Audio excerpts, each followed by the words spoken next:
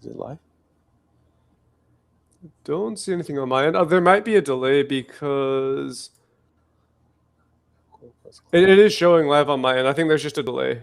Oh, okay. All right. Well, we have no viewers right now, but it's okay. Hopefully some join.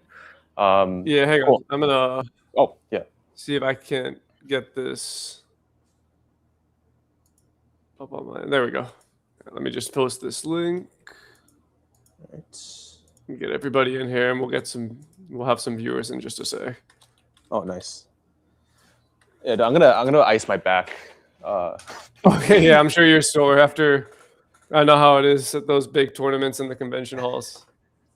Yeah, I like strained my like Q2. Yeah. I'm sorry. I was gonna say we could give it like 5-10 minutes for people to join, and then we can go from there. Yeah, we don't have to start. Yeah, I basically strained my back like on Monday. I played a tournament Saturday, Sunday, and then instead of being like a normal person, I trained with my friend for like 3.5 hours. Like we ended up playing 5 practice matches because I kept losing in deuce game 5. So I tweaked my back. So that's why I'm icing it. Yeah. That's all good. I get it. All right. Good. Okay. Stream. Oh, we have one viewer. Yeah, this is my first live stream on this channel. So we got Louie on the other end. Hey everyone, my first live stream as well. Here with Josh, aka Muscle Pong. Hopefully we'll do some match analysis, see what's going on. And I just pinged all my viewers, so okay, we should have some people joining soon. And I should probably pull up this live stream and make sure my chat's behaving. Yeah, I'll go to your channel to just double check it's working. Oh yes. I remember your so actually the reason I reached out to you originally was I had a commenter who recommended that I do a collab with you, and I was like, you know what, that's probably a great idea. Let me send you a message on, like, comment on your channel, and then he just chatted that he's happy he made it happen. Oh, nice. Yeah, I think I've seen guys, maybe people who play on my club, but I am really interested to see like what you have to say, just because it seems like you're really good at pinpointing like the root cause of problems pretty quickly. Yeah. You know, I feel like table tennis is one of those things where on the internet, everyone kind of acts like they know they know what's going on. But I think it's another thing, since you're a high-level player, to have someone that's a high-level player break it down versus just someone that's kind of like a mess.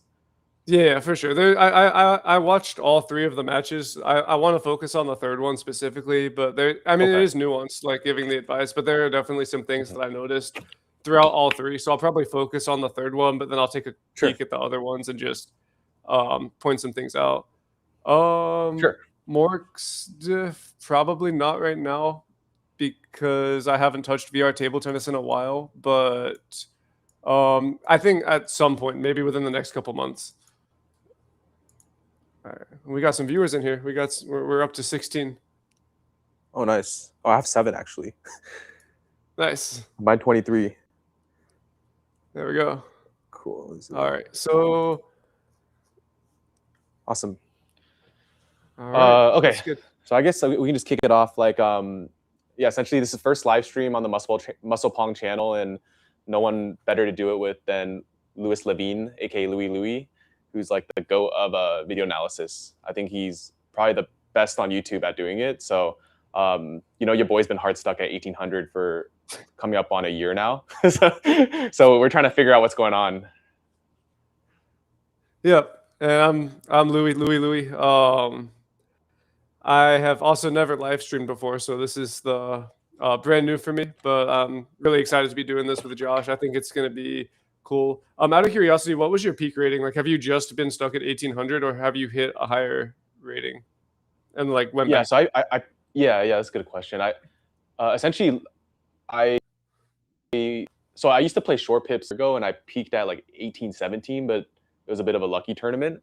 And then I switched to inverted last year around like probably May, June, and my rating dipped to like low 1700s from 18. And then towards the tail end of last year, I bumped it up to like mid 18s, and then earlier this year I peaked at 1969. Ooh, nice. But I was only that high for like 4 days because I played a tournament the following weekend and dropped 100 points. so yeah, I peaked at 1969, but steadily at like low to mid 1800s. Gotcha. Yeah. Okay.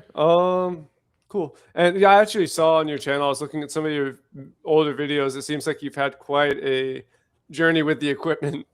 But so you're Oh, sure yeah. like double inverted, just standard setup, no more changes. Yeah. Double inverted. I'm like changing between Hurricane and 09C right now, but I've settled with 09C for now. Gotcha. Yeah. Cool. So I guess I should share my screen, or can the viewers? No, the viewers can't see my screen right now. Yeah, let me. I can. You can enable it. edit that. Yeah, let's do that. Yeah. Do you feel like it's harder to lift underspin with 09C on your backhand? At first, it was.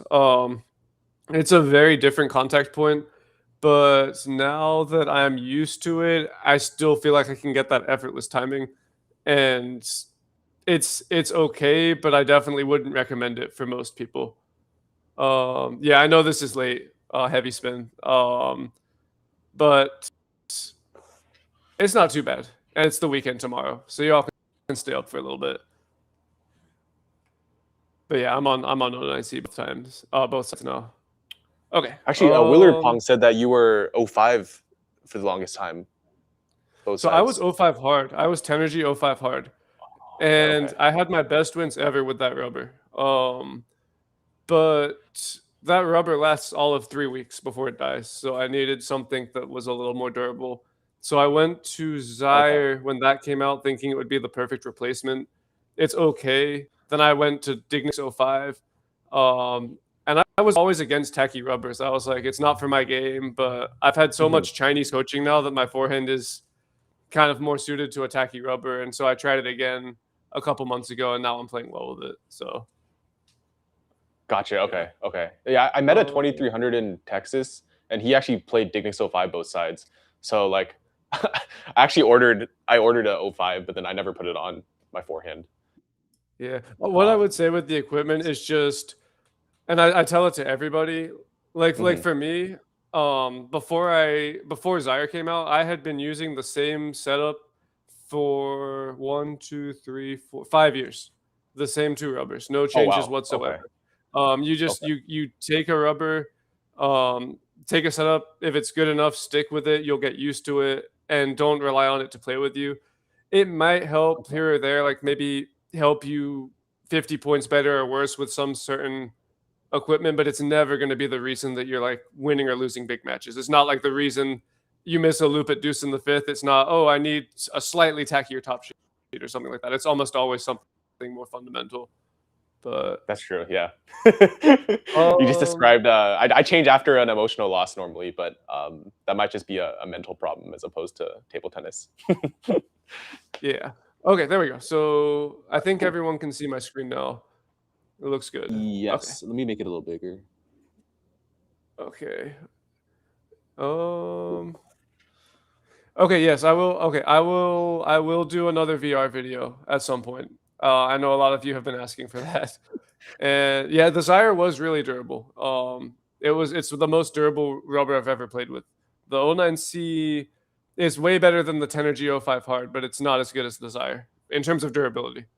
But okay, anyway, this is the match that you played on June 20th. So this is a really recent match against D, and you lost it 1-3. You said he was a lefty, weird player. Played him before in the league. Lost 0-3 the first time. Then 2 times beat him. Very slow, and then you felt like you had no rhythm. And you were playing passively and terribly, not spinning the ball. But there were some things that I wanted to point out throughout it. So what I'll probably do is just watch through, and then I might be a little bit quiet, but as I notice things that I want to pick out, I'll pause the match and kind of just mention what I want to talk about, and then maybe get your opinion on some things. And then once we're done, we can take a look at the other 2 matches as well. Okay.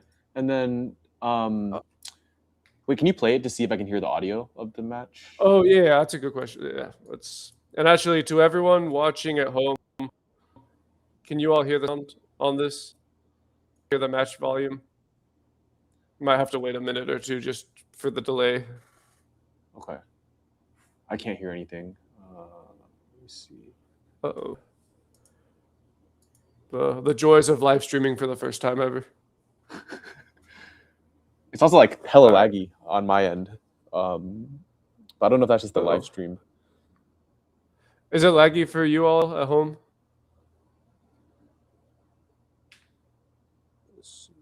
Okay.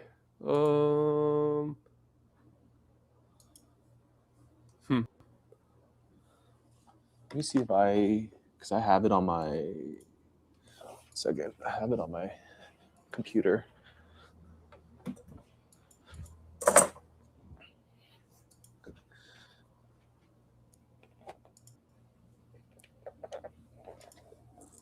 Technical difficulties. Yeah, it's laggy. So they're saying it's laggy. The video Okay, inside let me is try laggy. sharing my screen then. Let me see if this works. Oh, we got infinite screens. 26. Okay.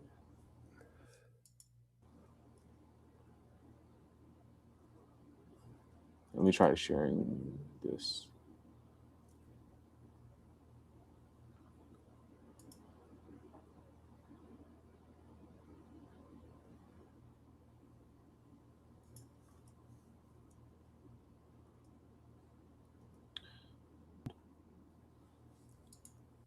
I cannot.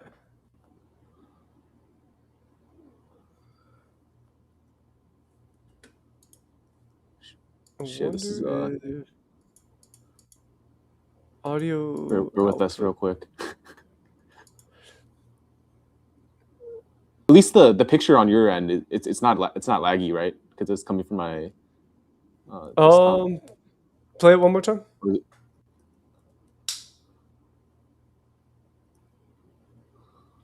Oh, it's super laggy.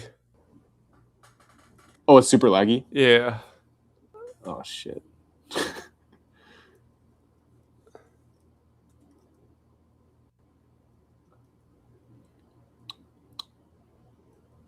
Like unwatchable? Yeah, just about unwatchable.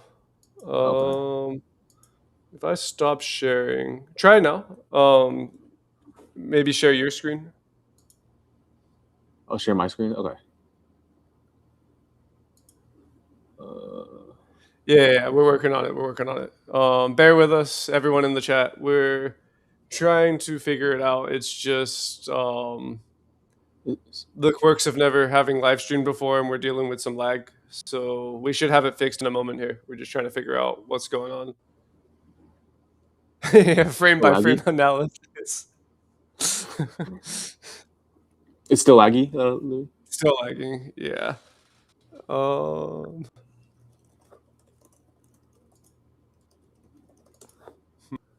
you using OBS?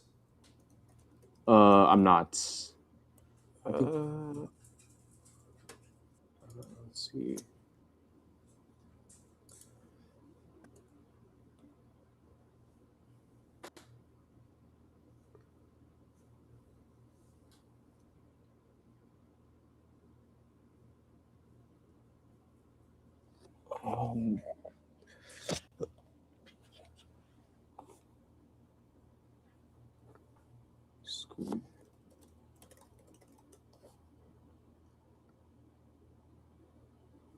I wonder if I can. Let me try something.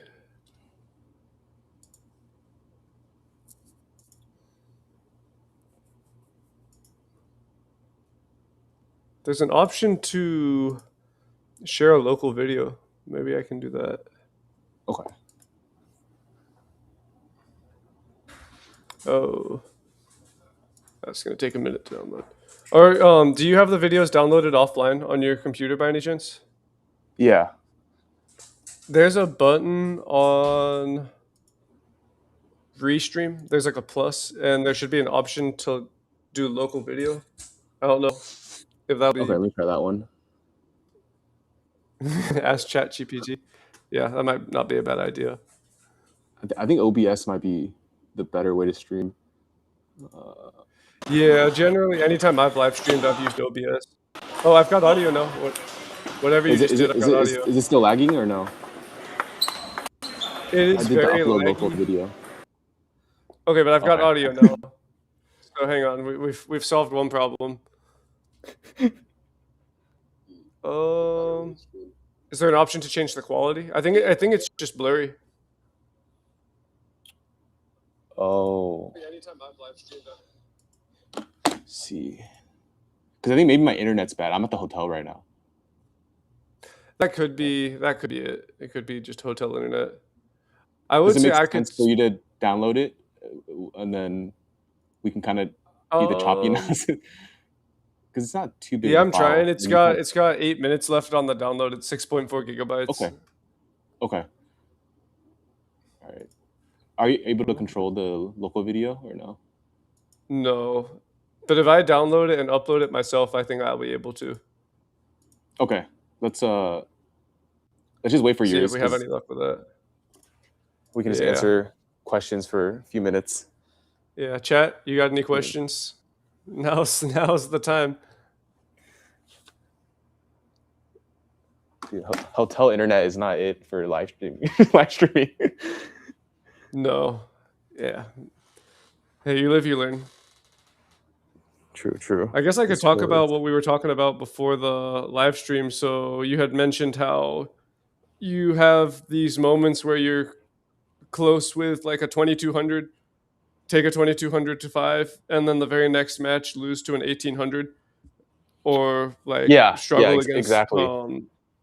And that you said that was today, the nationals. Yeah, I guess not to spoiler alert. It doesn't matter. It's gonna come out in 3 months. But yeah. Basically, Oh, sorry. I didn't.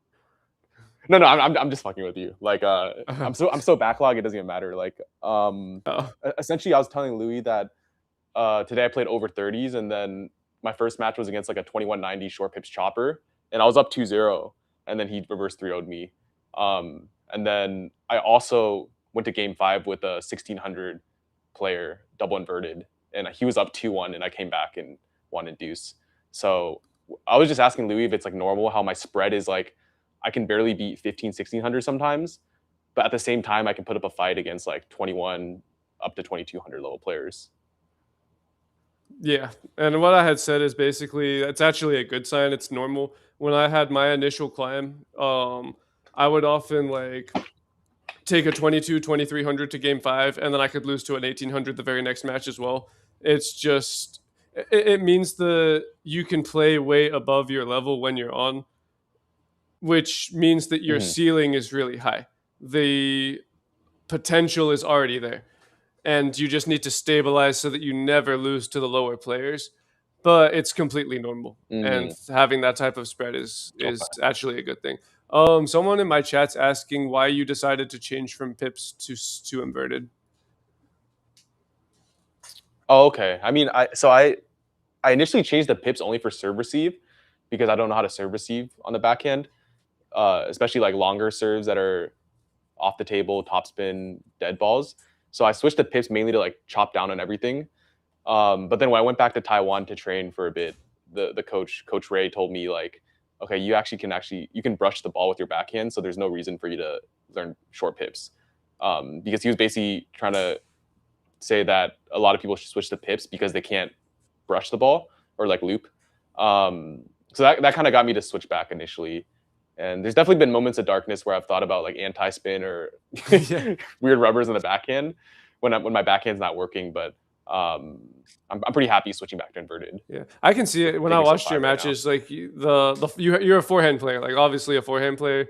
And then the backhand definitely, it's not bad, but it's punchier. Like I can tell that it's like you may have used pips or something in the past. But yeah, how old are you, if you don't mind me asking? Yeah, I'm 30. 30? Oh, yeah, you said over 30. So yeah, I'd say you're no problem using inverted both sides. It's the way to go.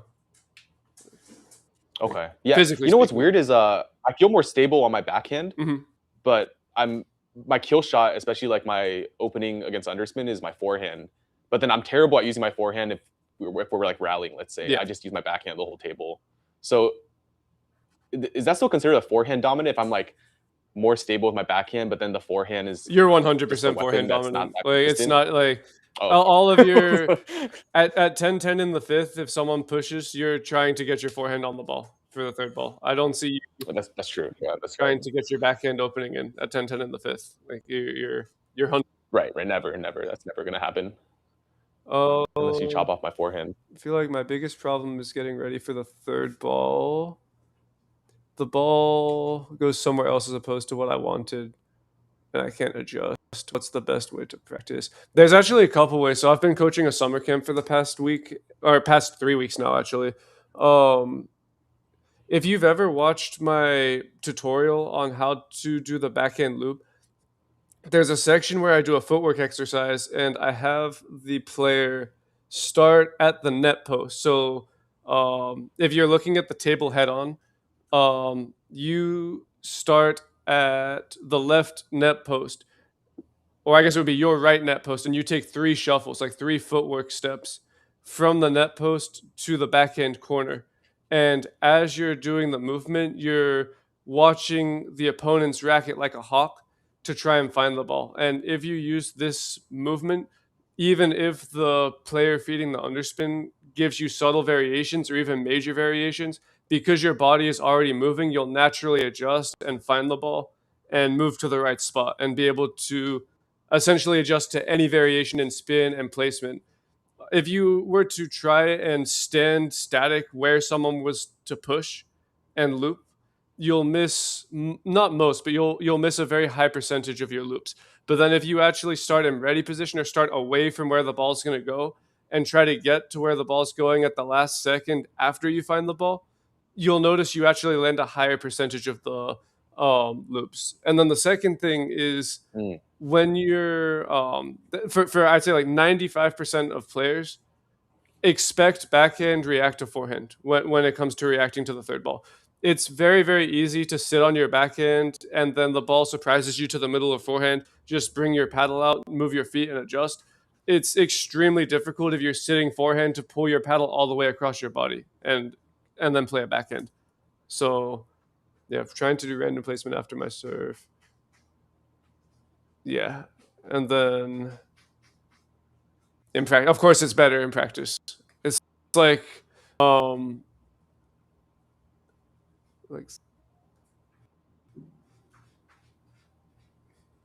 yeah.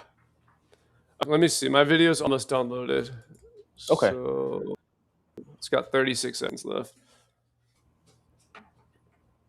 Yeah, if you over prepare for the forehand loop, you get a worse backhand shot. That's just how it is.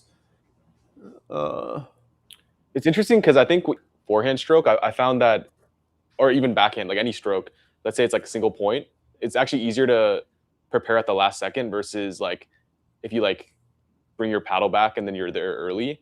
Kind of going back to your It's point hard because it's the neuroscience, like the human reaction time is limited. The fastest reactions in the world, you can maybe react at 150 milliseconds, 200 milliseconds if you're like around that time, maybe slightly faster if you're like a freak of nature. But if you're already moving, there's actually there's a biological bypass where essentially your brain bypasses the actual conscious reaction time and your hand can react in 60 to 80 milliseconds. But it can only do that if you're already moving. If you're starting from a static position, you have to essentially start from a stop. You're always going to be late reacting. But your hand can automatically adjust within 60 to 80 milliseconds, sometimes faster if you're already moving. That's why it's hard. That's the rationale with like bouncing, you know, like kind of like always moving between strokes too. Yeah, it's similar. Although actually, I wanted to touch on your bouncing once we get one of the matches. The way you you prepare for your serve receives. But okay, it's downloaded. So let me see. Oh yeah, I haven't found anything too smooth yet. So yeah, okay, I'll be good. Oh, local video. I'm sure my device can handle it. I'll answer what happened to Coach Richard. Why did I change coaches? Do I think it helps to do I think it helps to change coaches, or do they give conflicting advice? Uh, yeah, I just wanted to kind of change things up with the coaching, just to try something new.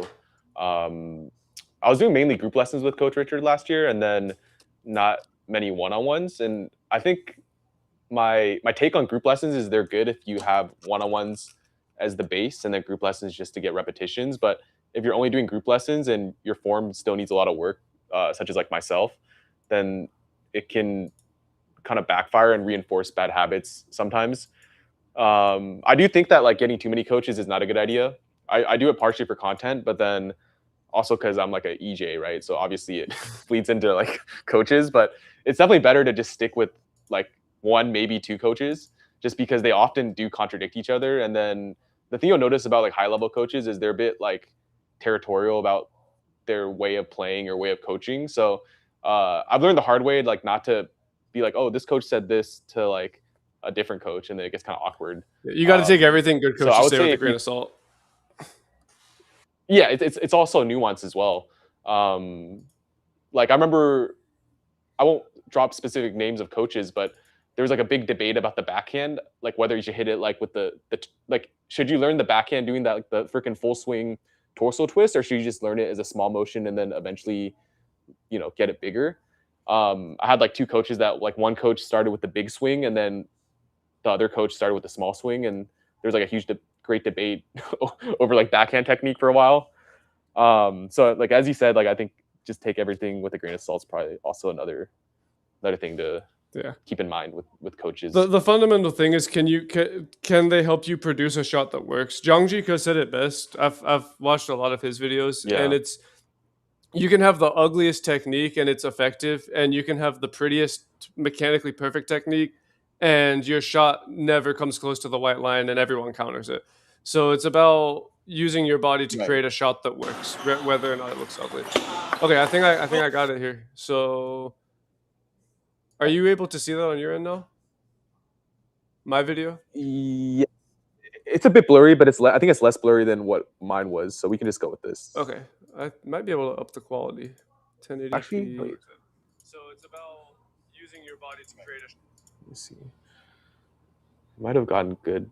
They look actually pretty clear on my end. Okay. So we can probably. How does that look to everyone at home? Everyone watching? How does this? Let me play for a little bit. You all can tell me if it's lagging or not. Oh, I can't change stuff. Okay.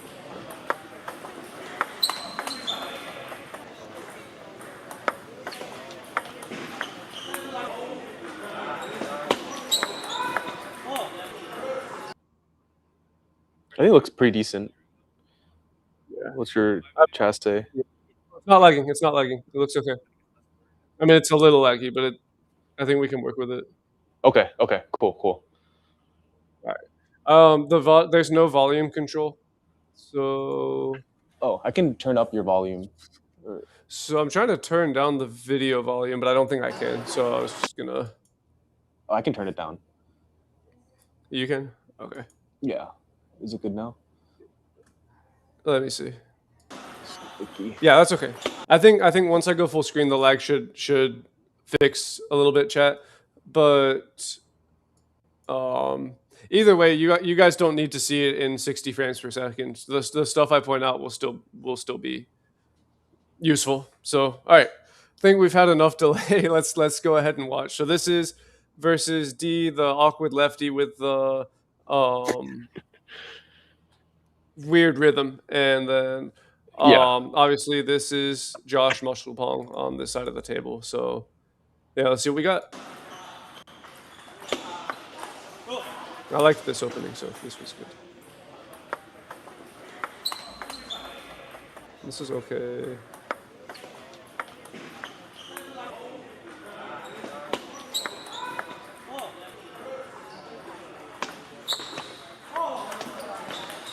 That's okay as well. The technique's a little weird, but it's not bad.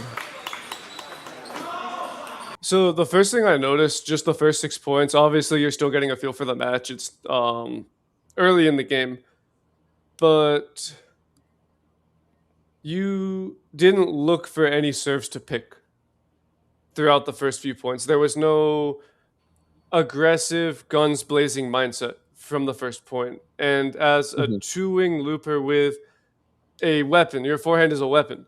Your mhm, forehand is good, especially early in the game when your opponents may be a little cold, serves might be a little loose. You should be looking for these serves that drift long and are possible for you mhm, to pick. And there were probably at least two or three that you could have punished, but instead, your instant response to all of them was to push and then hope he makes a mhm, mistake and block passively uh, once he lands his shot. But overall technique's not bad. mm, Yeah, let's keep watching. okay. Like that's actually a good example.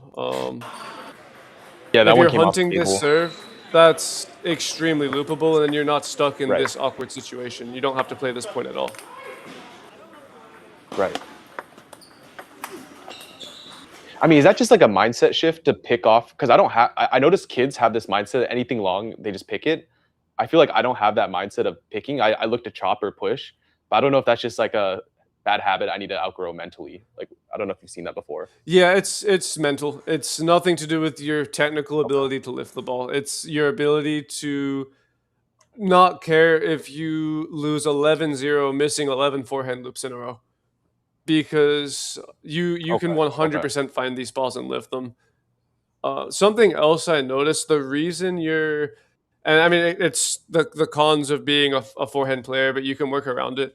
The reason Mhm. you're so out of position is because you're hunting the forehand so far left of the table. So like, yeah, you kind of, it's not this point, it's the point after. I think you get beat a few times very wide out to the forehand, and you almost feel like you have to cross step Oh yeah. instead of just using normal footwork. Your serves are good. I like your serves. Right. I appreciate it.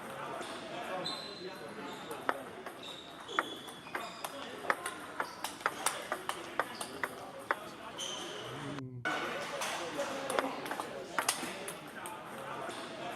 Yeah. So that serve where he serves it like as a lefty to my backhand long. Yeah, He kept catching me off guard on that one. I don't. You probably noticed that. yeah. So that's pattern recognition. Your timing Okay. on these forehand loops, by the way, is sometimes quite late. Okay. So for the type of loop that you're going for, if you're going for a power loop, like um, essentially a third ball attack that's an aggressively early timing where you're threatening to put the point away, then the timing needs to be top of the bounce. And you missed one earlier in the game, and then you barely landed this Oh. shot, but it almost missed as well because you were late. I can't go frame by frame, unfortunately, but Okay.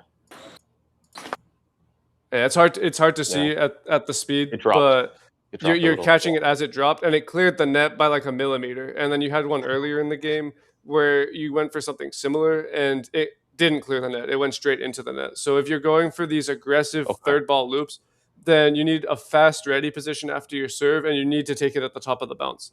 If you're going for a spinny opening, Yeah. like the more arky, deep on the table third ball attack, that's when you can take it Mhm. slightly after the top of the bounce, maybe as it starts to fall. Okay. But overall, I think I first just game don't you played adapt my well. loop. Like I think my all my loops I try to do that underspin kind of like loopy one, even if it's a high ball, which is not correct. Yeah. Yeah, Okay.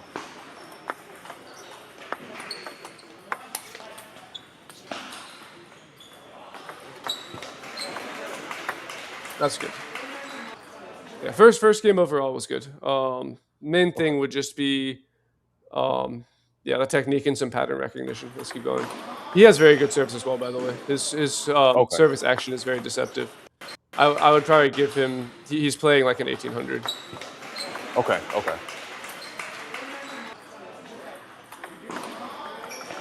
So yeah, this like game one, he's catching you with the serve to the backhand.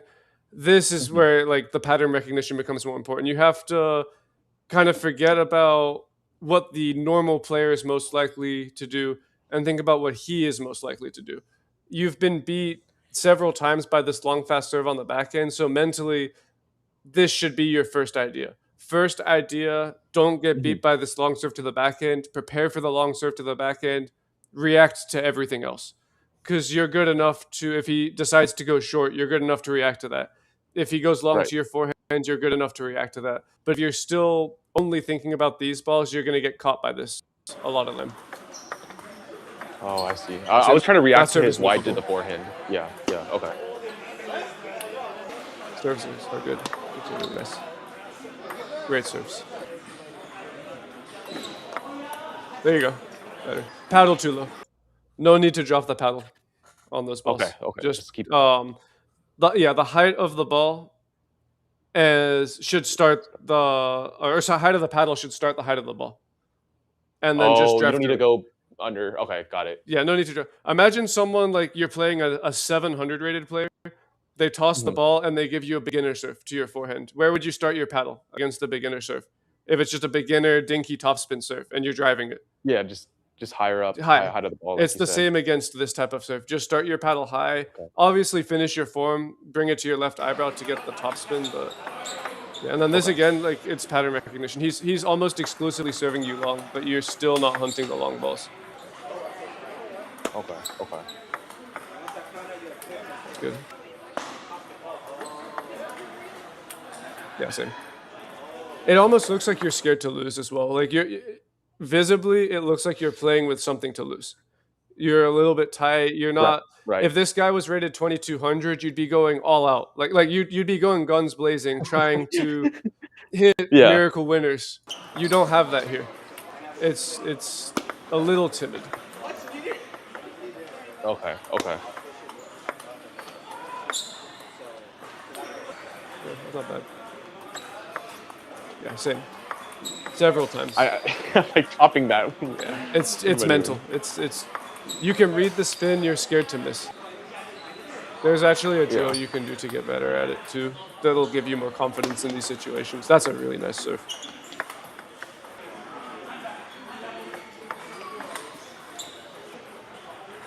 What's the drill do you recommend for? Because it seems like I just have lack of confidence serve received, especially long serves. Like, do you just recommend someone feeding different serves? Because I don't train that too often. Or what do you recommend? So I should have recorded it today while I was at the club. It sounds really easy. It's not. I'll bet $50 that you'll miss the first one. You take a ball, place it on the table, roll it to yourself, and try to lift the ball from a roll over the net. So maybe I can visualize it. So like you literally take a ball, like place it right here, slowly roll it so that it's like rolling at 1 mile an hour towards the end of the table, and try to lift that ball. Or your camera's off actually. Oh crap, my camera is off. You can't see my.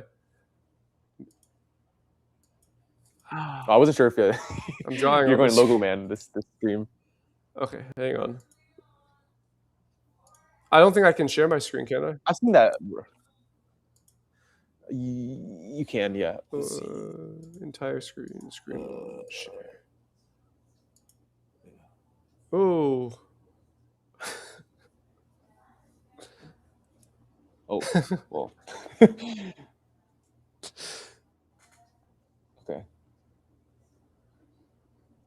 Oh, wait, why does it go in infinity mode? Okay. I did something. Okay, every time I... Okay. Oh, here we go. So do I have my pen now? No. Yeah. Oh, actually, it goes and then it's like infinity mode. This is not...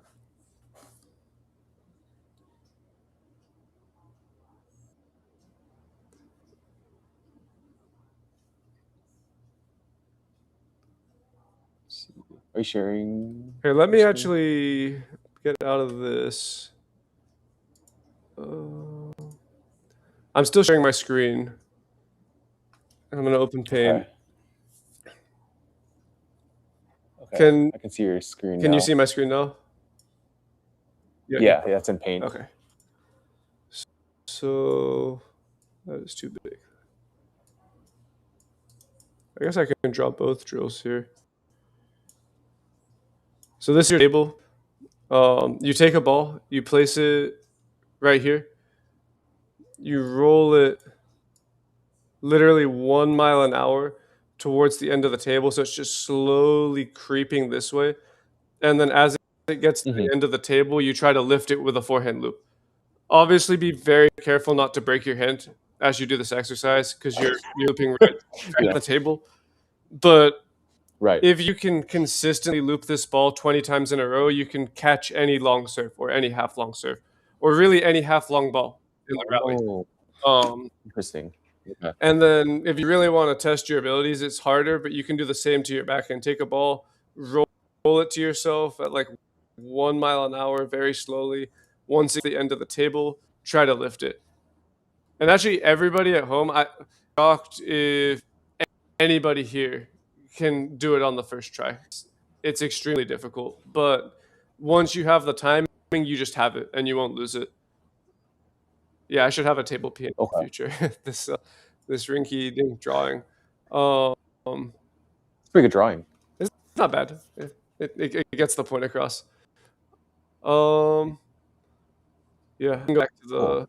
Yeah, something that I can do by myself as well. Yeah. So, and if there's a specific placement that you're uncomfortable with, like you literally just roll the ball to that placement. So if you're getting beat, like here, then take a ball, roll it at 1 mile an hour this way, and catch it right here, and loop that ball. And you'll be surprised how small you're able to play and still lift the ball and have no problem. And it's extremely helpful for picking these types of balls. Okay, we can go back. Would you say serve receive in general, it's better to have a smaller range of motion? Always small, unless you have the perfect read on like exactly what your opponent's going to do. There's no reason to wind up and take a big swing on serve return. Okay. Yeah, even like if you're going for backhand flip, you use full wrist extension, but it's not like you're using your whole body and ripping the ball. Like any serve receive shot has to be relatively compact. I did want to talk more about your serve receive, but I'm going to wait until you're back on the other side of the table. Okay. I don't remember where I left off, but we'll start watching from here. Okay.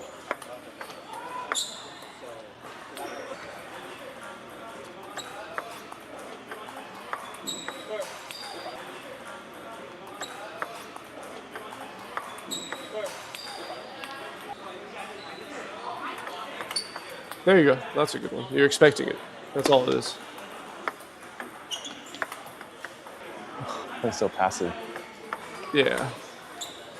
What's your? You don't have a plan. What's your like? On all these passive balls, it's because you don't have a plan. I feel like at one point my plan was maybe not this game, but once I started losing, I was trying to pin his backhand. But I don't think that's a good plan in hindsight because he's pretty consistent. I think it was okay. Let me see. There, you're late again. That's why you missed that in the. Yeah. Okay. That's okay. That's a good I gave him the same serve. Yeah, I can leave that. Okay, so here's what I wanted to talk about with the ready position.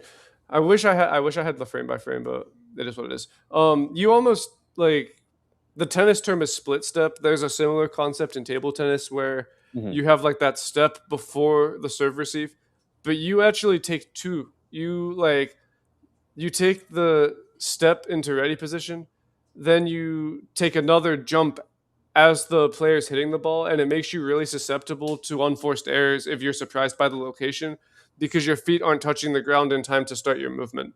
So how you do your split step is fine. Like you could like some people start with their left leg way forwards and their right leg back, and as the player serves, they bring their right leg forwards to get into ready position. Some players just start with their legs even, and then as the player is going through their serve motion, they jump a little bit, but you do it too late and you do it twice. So it's always like, I don't know if you can see it there. Oh yeah, I saw that. It's like a one step and then a hop. Yeah, and so you're always jumpy on serve returns. It makes you very jumpy and twitchy when the ball doesn't come right where you expect it because you have to react in such a short period of time to find the ball.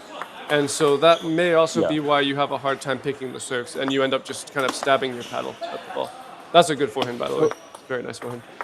so do you think the like going back to the split step, is the timing correct for the like I'm probably too early on the first step and then too late on the second step, right? So it might be a in between one step, if that makes sense. Yeah, I think your timing on the first step is just a little early.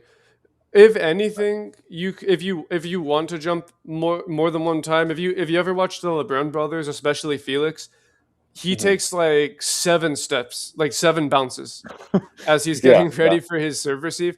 But really importantly, they stop at the right moment. So once the opponent's Oh, contacted the ball and the ball's coming at him, he's not continuing to bounce up and down as he's trying to find the ball. So if you feel like you need to do this to stay loose and keep your reaction time low, then you can keep the second step, just start the first step even earlier so that when you do the second step, it's right before you can react to the placement and start your movement, if that makes oh, sense.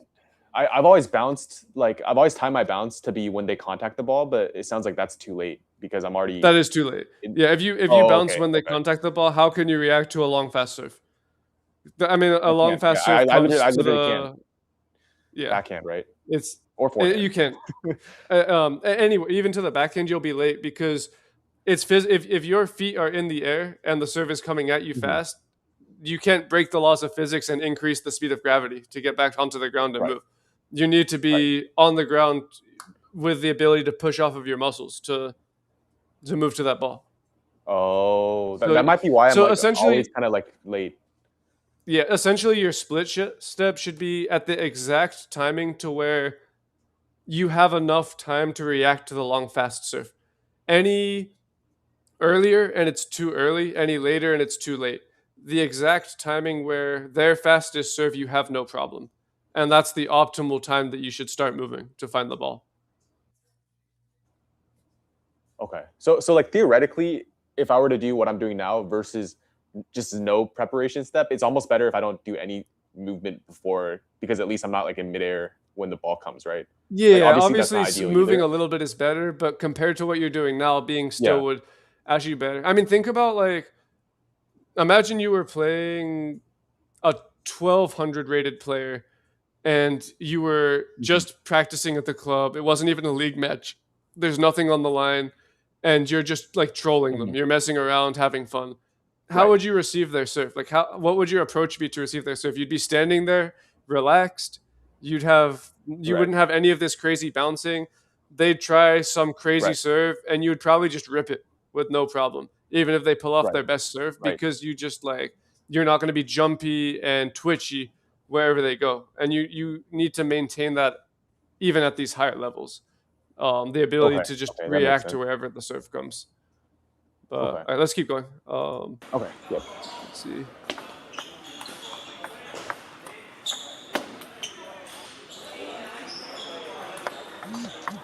Uh,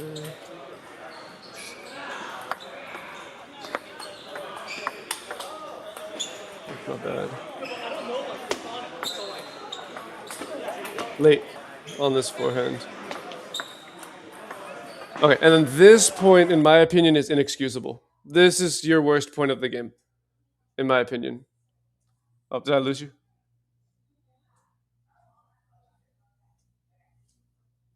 Oh, we lost Muscle Pong. Um,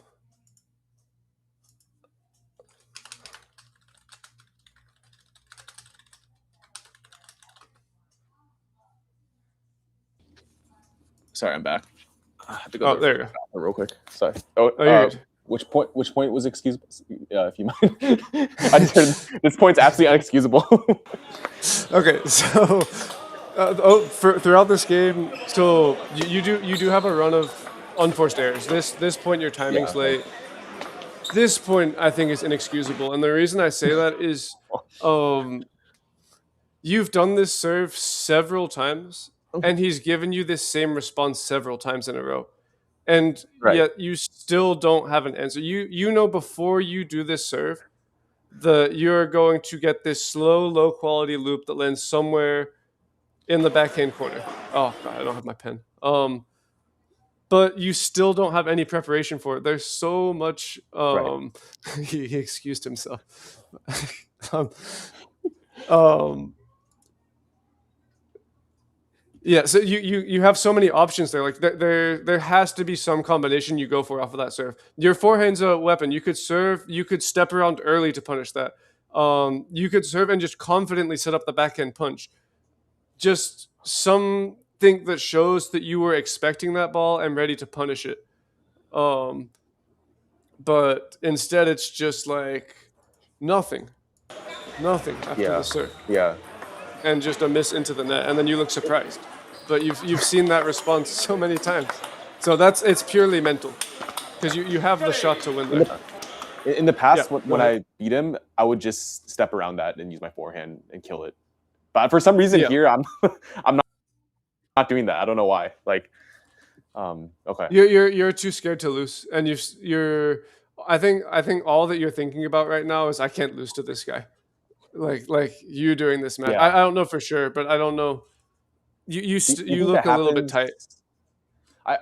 I, when I go up against better players, like even the guy today that was 2190, when I was up 2-0, I was just thinking about the point adjustments. Yeah, And then I got really that's tense and normal. started just missing. Like, okay, that's just like, then Yeah, so I feel like when I you're mentally start losing, you go yeah. from a state of trying to win. When you're trying to win, it's a different mental state to trying not to lose. When you're trying to win, you're actually thinking about the game. You're thinking, how can I Mhm. punish this shot? How can I get my Right, game in? How can I right, prevent him from playing his shots? When you're trying to protect your lead, or like you have this mental state of I can't lose, it all becomes defensive and right. passive, and like I hope he makes a mistake because I need to hold on to my lead. And the second you have Yeah. that mindset, it's hard. But that comes with experience. I mean, when did you start playing 2022? Yeah, like end of 2022 is my first tournament. Yeah, it takes time. I mean, it takes a Okay. lot of tournaments. Eventually, you get to a point where it's like, I've been here 50 times. I really couldn't care less if I win or lose. And once you have that mindset, obviously you still care if you win or lose, but it like you can at least get yourself into a mindset of thinking about how to win instead of a mindset of, oh, I have to hold on to this because it's everything. And Right, right, that right. will get That's better like with a time. scarcity mindset. I I Yeah. guess a follow-up question is on that topic. I've talked to like a club member before who he doesn't play many tournaments. Like he plays maybe the average amount, like probably 6 to 8 per year. And I've kind of been playing like a circuit. Like I've in the past 2 months, I've played maybe like almost a tournament every week. And he actually told Oh, me he wow. thinks I should play less. But he was basically saying like, oh, when you play so many tournaments, you don't have that same fire to win every single match that you would have if you played less. But I found that by playing more tournaments, I'm actually a bit more clutch in game fives against like lower level players, or just basically what you described of, oh, I've been there 50 times. Like I've started seeing some patterns. Obviously, I Yeah. don't think a tournament every weekend is sustainable, but do you err on I like don't, encouraging your students to play more tournaments or less tournaments? I don't see any problem with playing more tournaments. I say if as long as Mhm. you're physically and mentally prepared for it, go for it. Like, what are you? Okay. What like? It's not exactly a tournament, but I play a rated league every week, and I don't see much Mhm. difference between that and playing a tournament. It's like it's practice, Yeah. not it's real matches that you're playing with rating and money on the line. And I'm doing that every week. If it was a USATT tournament instead of a league, I'd probably still play it every week. Um, Yeah. Yeah. I mean, uh, I play the same thing you do, like a rated league if I don't play a tournament. So I figured it's the same thing as well. yeah. Okay. And you can also like if you're playing a tournament every week, you can start treating some of them like practice matches. I guess the only Oh, that's thing true. is if the only time you're playing matches is tournaments, then it's not enough. You need Right. to have time to just play practice matches because that's when you can say I don't care if I lose. All I'm going to focus on this match is my backhand loop, or like you can focus Mhm. on something really specific that you think is holding you back, and not worry about the results at all, and essentially allow yourself to lose just getting better at the shot. Whereas if you're only playing tournaments, you might never give yourself those opportunities because you're just worried about Right. your rating. Okay. Okay. No, I think that makes sense. Yeah. All right, let's It's a keep good explanation. going. Cool. Yeah, this is kind of the same. It's like you should have an answer to these serves at this point. It's predictable from him. Oh, I start showing. Yeah. Hey, it's tournament. Do what you have to do. I should start You made a showing good from the comeback here. point. So, I was gonna mention this too. Your forehand balance, I think, needs to be more biased towards your left leg. You transfer a lot of your weight onto your right leg prior to looping, and especially early game one is when it was most prominent. What ends up Mhm. happening is you try to loop, and your left leg is almost flying in the air. A lot of these loops, your right leg is planted, and your left leg goes up in the air, which means you're transferring your weight Yeah. onto your right leg, and you're not fully transferring it onto your left leg. Um, Only transfer the amount of weight to your right leg that you can confidently transfer to your left leg. Otherwise, you're just transferring that weight there for no reason, and you're off balance, falling to your right. And in these quicker rallies, especially Okay. against topspin or when you're under time pressure, Mhm. you really don't need to pull much weight back at all. You can sometimes even stand 50-50 or like 60-40, 60% of your weight on your right leg, 40% on the left leg, and then just use Mhm. that weight and transfer. And you'll feel really balanced. Oh, If it feels like you're heavier on your left leg after the forehand, then your balance was good. If it feels like your left leg is up in the air and you're falling to the side, you've over transferred your weight. yeah. And then even if you land that shot, just one block to your backhand and you lose the point. You're done, right? Okay. Okay. Do you, do you think on the forehand, like I've gotten feedback from people that like like sometimes my arm will kind of like scoop, like kind of scoop, Yeah. and it's not like a straight line, just to get the ball on the table. And I think it happens more in matches versus like in practice. I think in practice it's more or less the same, but then in matches it does kind of weird things. Is that normal that you see in like 1800 level students, or like how do you fix the weird arm thing I'd for say adult maybe learners? I don't know if you've like 25% encountered of that. people just develop that bad habit for some reason. Okay. So if Okay. you can do it in practice, but you can't do it in matches, it's mental again. It's you're so scared to lift that you feel Yeah. like you need to make a semicircle with your arm to scoop the ball onto the table because you Right. don't trust your technique. Just think Oh. about uh, um, the way to kind of ingrain it in the muscle memory is to simplify it. You have a starting position for your shot, you have a finishing position for your shot. Mhm. You need to draw a straight line between the starting position and the finishing position. Every time you play a shot, you should consciously be aware, did I actually draw a straight line or did I pull my elbow and Mhm. wrap my arm around the shot? But if you can do it in practice, you can Okay. do it in games. Even at a high level, even at a professional level, though, occasionally a player will get Mhm. tight and they'll use their elbow to lift the ball. And sometimes you can make it Right. work and get it on the table. It's not the end of the world. Sometimes it's just a bad habit, but obviously it's not the Yeah. most optimal way to play a forehand. Outside Okay. of Okay. receiving, That makes sense. yeah. Outside of receiving a lot of serves in practice, are there drills or exercises to help with serve, receive, pattern recognition? The hardest part is predicting and getting into position. So the pattern recognition in matches has to happen against a specific opponent. So like let's say I'm playing someone, the first maybe 5 or 6 points of the game serve receive, I might make a couple of mistakes as well. Like I may not know exactly where he's gonna go. But most players, very, very few players suddenly change what they're gonna do with their serves. If they've given you a certain type of serve the first 3 or 4 points of the game, chances are every single serve for the entire rest of the match is going to be a similar type of serve. So once you have seen a few of those serves, whatever you've done in practice kind of goes out, not goes out the window, but it's like you just have to expect what they've been doing to you until they prove they have other things they're going to do. In terms of more stuff you can do in practice, what I like to do is give like a range. Like I'll ask my practice partner to maybe serve 70% of the table. So like 70% of the backhand corner and then just ignore the 30% slice of the forehand corner. And then wherever the ball goes, I'll try to backhand flip and see if I can get there with my backhand. And then normally even then it turns into pattern recognition because everybody has certain tendencies of where they like to serve or what they like to do under pressure, and you just have to be extremely quick picking up on it. Scooping also happens when taking the ball too. Oh, yeah, it does. It does. Okay, let's keep going.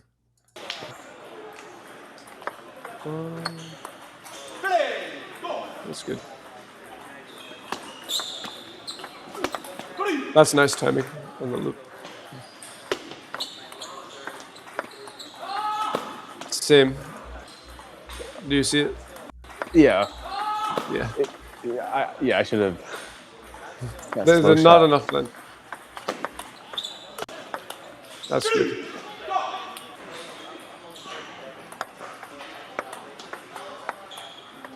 That's good. Yeah, you played well there. Nothing to lose. That's why. Soft. Yeah. Yeah, and then you way over transferred your weight onto your right leg. Right leg. Right. Just overcooked the shot.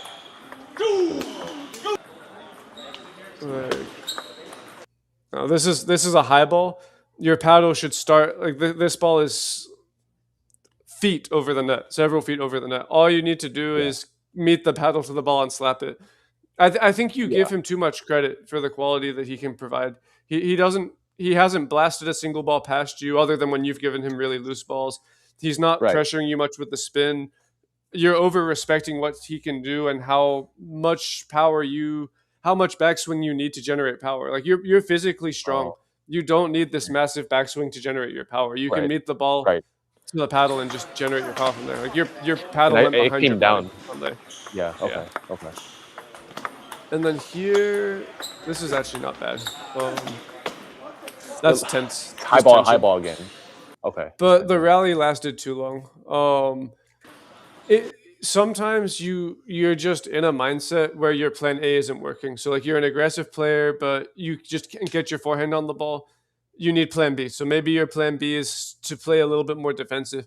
But playing defensive doesn't mean hit the ball just somewhere random on the table and hope the opponent misses. Like push with some purpose. Like I guarantee one deep push long to the forehand corner, he probably chases the ball down and misses outright.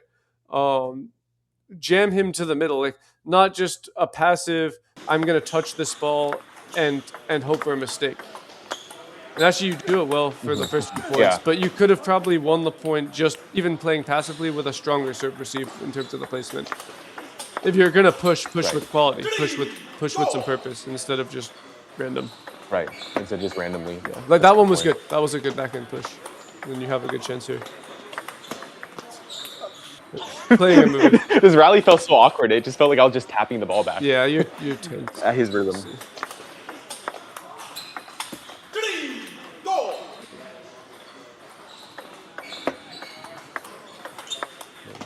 Yeah, you're over respecting his backhand. Your forehand is so rushed when he's essentially giving you the backhand drive that someone would give you warming up backhand to forehand. Like when you were warming up with him back into forehand, that's the shot he was giving you, and you were looping it. So it's just recognizing it's not that much. And again, it goes back to you're thinking, how can I not lose? You're like panicked and thinking, oh, he's gonna play these crazy shots. There's no thought of what can I do to exploit his weakness to generate some points. It's just pure reactionary table tennis. There's no guns blazing mindset. Right. That's a good push. That was a nice one.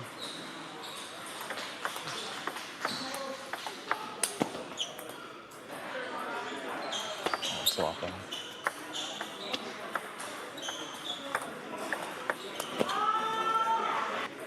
He's predicting you. You've played the same pattern too often. He knows exactly where you're going. You only play to his backhand. Yeah, I was just giving to his backhand. Yeah. And his forehand is actually stronger from the backhand side than it is from the forehand corner. His forehand is weak from the forehand corner. His forehand's good in the step around. In the step around, yeah.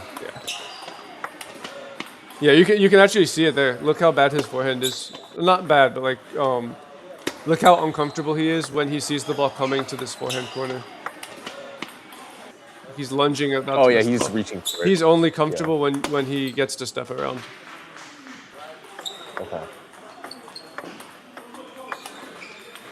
He's standing super central now, I noticed. He is. He's playing well. He's playing good table tennis. Yeah, these balls are not too hard. I think part of it may also just be repetition, like seeing these types of balls more. I mean, so like when I get into, so I notice against certain player types, I get into these like tapping rallies with them.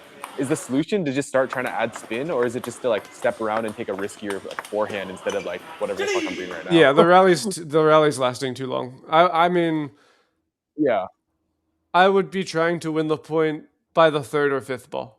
Ideally, the third ball. okay, On his serve return, I'd probably be yeah, winning every point on my serve return.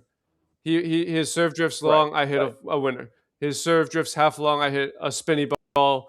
Maybe he blocks it, I hit a winner. Even for me, like if your first shot is tentative and kind of passive, every shot that follows will be a similar type of ball. If you go into the first shot with this really aggressive, high quality mindset, and then the rally happens to be really long, every shot in that long rally will actually be really high quality and you won't have this tapping rally. But if you have the Oh, first shot as a okay, tap, okay. then it works. Your brain says, "Oh, this tap works," and then you try that for Right. every shot in the rally and just hope for the mistake. You can let the ball bounce. Like, It's almost like an inertia. yeah, it's inertia. It is. That's a good way to put it. Okay. I think you came back again here, right? Yeah. Almost. This is too predictable. Yeah, I'm just. Yeah. Then I try to change and miss. There's also not enough risk on the serve. Like your serves are great. You don't win enough points outright on them. Like you have the touch Yeah. to add so much more pressure on the serves. Like Right. something just to make him respect your normal serves a little bit more. If he knows where your serve is going before you've hit the ball, it loses its effectiveness even though it's a good serve. If he's also shaking because he's worried you could drill one fast into his backhand or shoot one fast to his forehand or lock him up in the middle or go Right. unbelievably short, just a couple variations, and it makes your normal service better. And especially when you're down, that's the time to sort of take more risks on the serves. Really try to add pressure and make him take a step back and guess a little bit more. Okay. See the comeback. Almost comeback. Almost. Honestly, at this point, I had kind of mentally given up, and I was just I was like so far behind. I'm like, I'm gonna stop thinking. Elbow is popping up there on the forehand. It's not bad. Popped up, yeah. Yeah, and then passive. The second is 10-10. 10-10.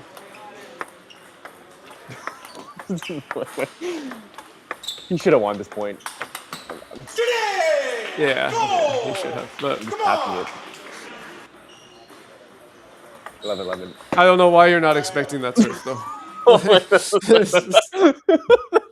He's done that I so also have many a bad times. habit of I also recoil. Like I don't know if you noticed, it's like an axe. I'm like doing a tomahawk chop, which is like the worst possible scenario.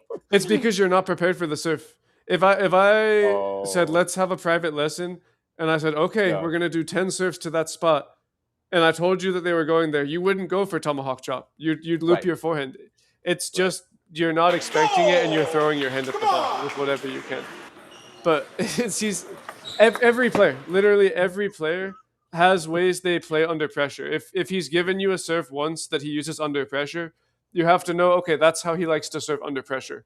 And just, it should be a mental, that's most likely where he's going to serve. That's a good serve. Oh, and then yeah, and then that one just that's so depressing. It just hits the net and then it goes out. Yeah. And I apologize for any noise. There's fireworks going on outside, so. Oh, no worries. Oh, it's not too bad. So that is the main one I wanted to look at. And then I do want to, if you have time, I can look at the other two. Yeah. I think it's for sure. Also, like these will probably download. I click download, so then you can at least clip it if you need footage. But I am curious about the medium pips guy who reverse 3-0'd me in game. Yeah. Okay, let's take a look at that one on game 5 at least, because that one loss killed my whole turn. Like I had lost 12 matches that tournament and I didn't win a single one, but a lot of close games with higher rated players. But this one loss just killed my rating. Gotcha. And when I was beating him, Yeah, it felt so easy. Like I was like, this guy is not that good. And then he started getting momentum and making crazy shots. So I don't know. Like when I yeah, was beating this guy, I actually was kind of nonchalant, not really trying. Like I wasn't doing like crazy shots. I was just like very like controlled and nonchalant. calm, Yeah, nonchalant, and I was like killing him. Like he had no chance. Like it yeah, felt like I had full control. Then he started coming back, and I got nervous. I think. gotcha. So this one says I should have downloaded already. It says it'll take about 10 minutes to download, and then I should be Okay. able to. Okay. Yeah. It's not That's too the late match on I your end. watched the least of. I watched a lot of your match against the normal guy, and then I The watched normal that guy. match. I've only like the normal double wing looper. I think that's the least The interesting held. because I felt like that guy was underrated. Like his rating was He is. 1600, He but was the way he very was underrated. playing, so I feel like that's not like it might be more interesting to see this me The choking medium to pips that one. Yeah, we can do 1600 that. the medium pips guy. And I haven't watched much of it, so what I say will just be like what I see. Any Okay. questions about the first match in the meantime?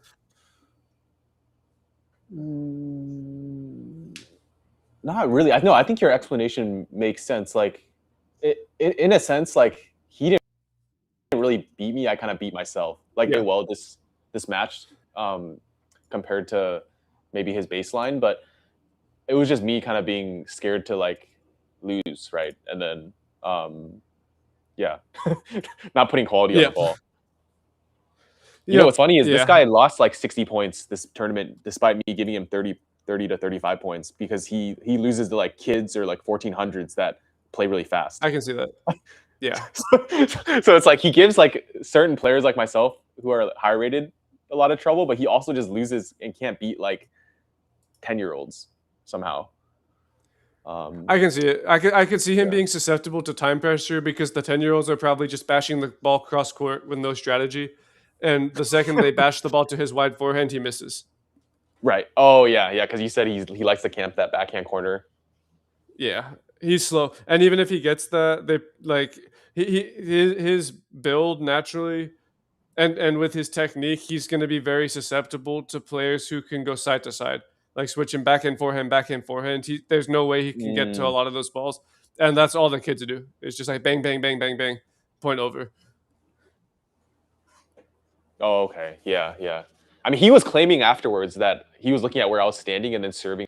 Maybe that actually works, but I felt like I was standing in the same spot every time. Yeah, no, I My don't buy receipt. that. There's no way he was. Maybe a little bit, but even if he was, you could still read where he was serving because he only had a Right. couple serves he was going to. Okay. Okay. So basically, like I think the takeaway is this loss wasn't really like a technique thing. It was more of like a mental loss where like the mindset just wasn't correct and like Yeah, decision making technically, was and just I'll off. I'll probably type some notes after, or maybe at the end of the live stream, but mainly mental. But technically speaking, I'd say you need to focus on not over transferring your weight to your right leg Hmm. against top spin balls. Um, Sometimes when you step around with your forehand against backspin, your timing's late. If you're gonna go with the late timing, try to spin up a little bit more. If you're going for this Okay. aggressive like boomba forehand, then the Right. timing needs to be top of the bounce at the absolute highest point to help get your shot Okay. over the net. For the ready position, you need to get more comfortable with the rhythm. Hmm. So not like having your feet in the air as he's contacting the ball. That's just a tad too late, and it makes you susceptible to the long fast serves. And then Right. Right. mentally, I mean, it's kind of technique is picking long balls. Um, just from 0-0 game one, very first serve, hunting for long balls. Okay. Is his Okay. actually it you think it's short, but it's drifting long, and you can loop it. And then again, that exercise where you roll the ball off of the table Hmm. and Yeah. lift from a roll. How many of those in a row can you do? How do you deal with those long balls that are like very like the 1600 I almost lost to today at nationals? He had a hook serve that it was like one of those really fast ones where like honestly borderline illegal. Like I couldn't really tell what spin Yeah, was on it, but it's like I think it bounces really close to the white line so that it shoots forward. And I was kind of doing like a weird half like a scoop if it was like underspin or if it was topspin just kind of going like that. but I felt like all my returns were such low quality that like if he was a stronger player, he could have killed me on the third ball. Like I don't know if you know what Yes. type of serve I'm talking about. I know the surf. Yeah. Okay. If it's top side, you can actually. It's almost like a block, except it's a Okay, block you with just some block it follow back. through, and you can like drive through it. Mhm. And then as you get the feeling for the ball, you'll naturally be able to add more and more to it. If it's Mhm. underspin, you essentially have to limit test on it. It's the type of serve, Okay. especially if you can't see the contact. It's better to rip the ball and miss out than to be tentative and miss it into the net. If you take a big swing at it and Oh, miss out, and then you get the same serve again, you'll almost certainly land the second ball because you'll have feeling. But if okay. you're tentative, then yeah, it will not work. So you would just step around that one because I normally just stand like Yeah. on my serve receive. I Was stand he in a the middle of lefty the or a table. righty? He was a righty, so it was righty to righty. Righty, hook It was coming serve. to the backhand middle, like in the middle, but then slide to the left. Depends how I'm feeling. I mean, that Mhm. level, it wouldn't make a huge difference. At a higher level, it would depend how I feel in the rally. But I could Okay. both step and backhand, even though it's long. I could like backhand open, like a backhand loop or like a banana, or I could Banana. Okay. step and play my forehand. I'd probably take it inside out against the spin and Oh, just go into like the this way, backhand. right? Yeah, like a fade shot. If Okay. it's that long. So But in terms of the right spinning serves, if you're gonna loop that, you normally need to fade it this way, right? With like the hook serves and the it's reverse more comfortable. You pendulums. don't need to. Hmm. Both are fine. You just have to like if you're going cross court, the spin's also dragging it to the forehand. It's risk. You're susceptible to missing to the left. Okay. Okay. It's doable. It's just if you want safety, go for the backhand. If you think you've Hmm. got it and you can hit the winner, then by all means go to the forehand. It's just Just go to the it is forehand. harder Okay. to go that way. Okay. Okay. That makes sense.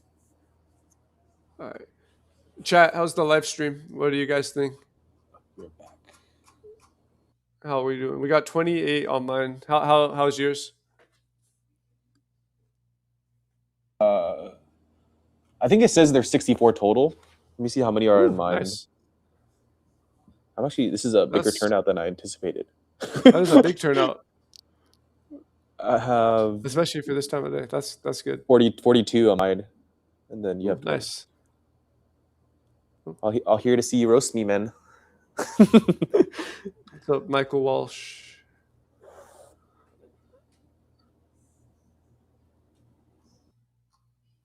All right.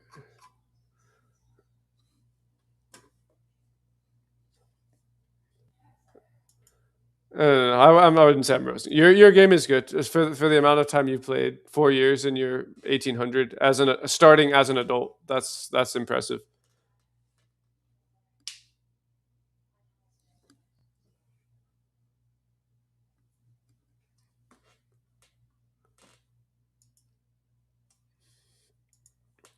Chat. I do have a lot of content planned for.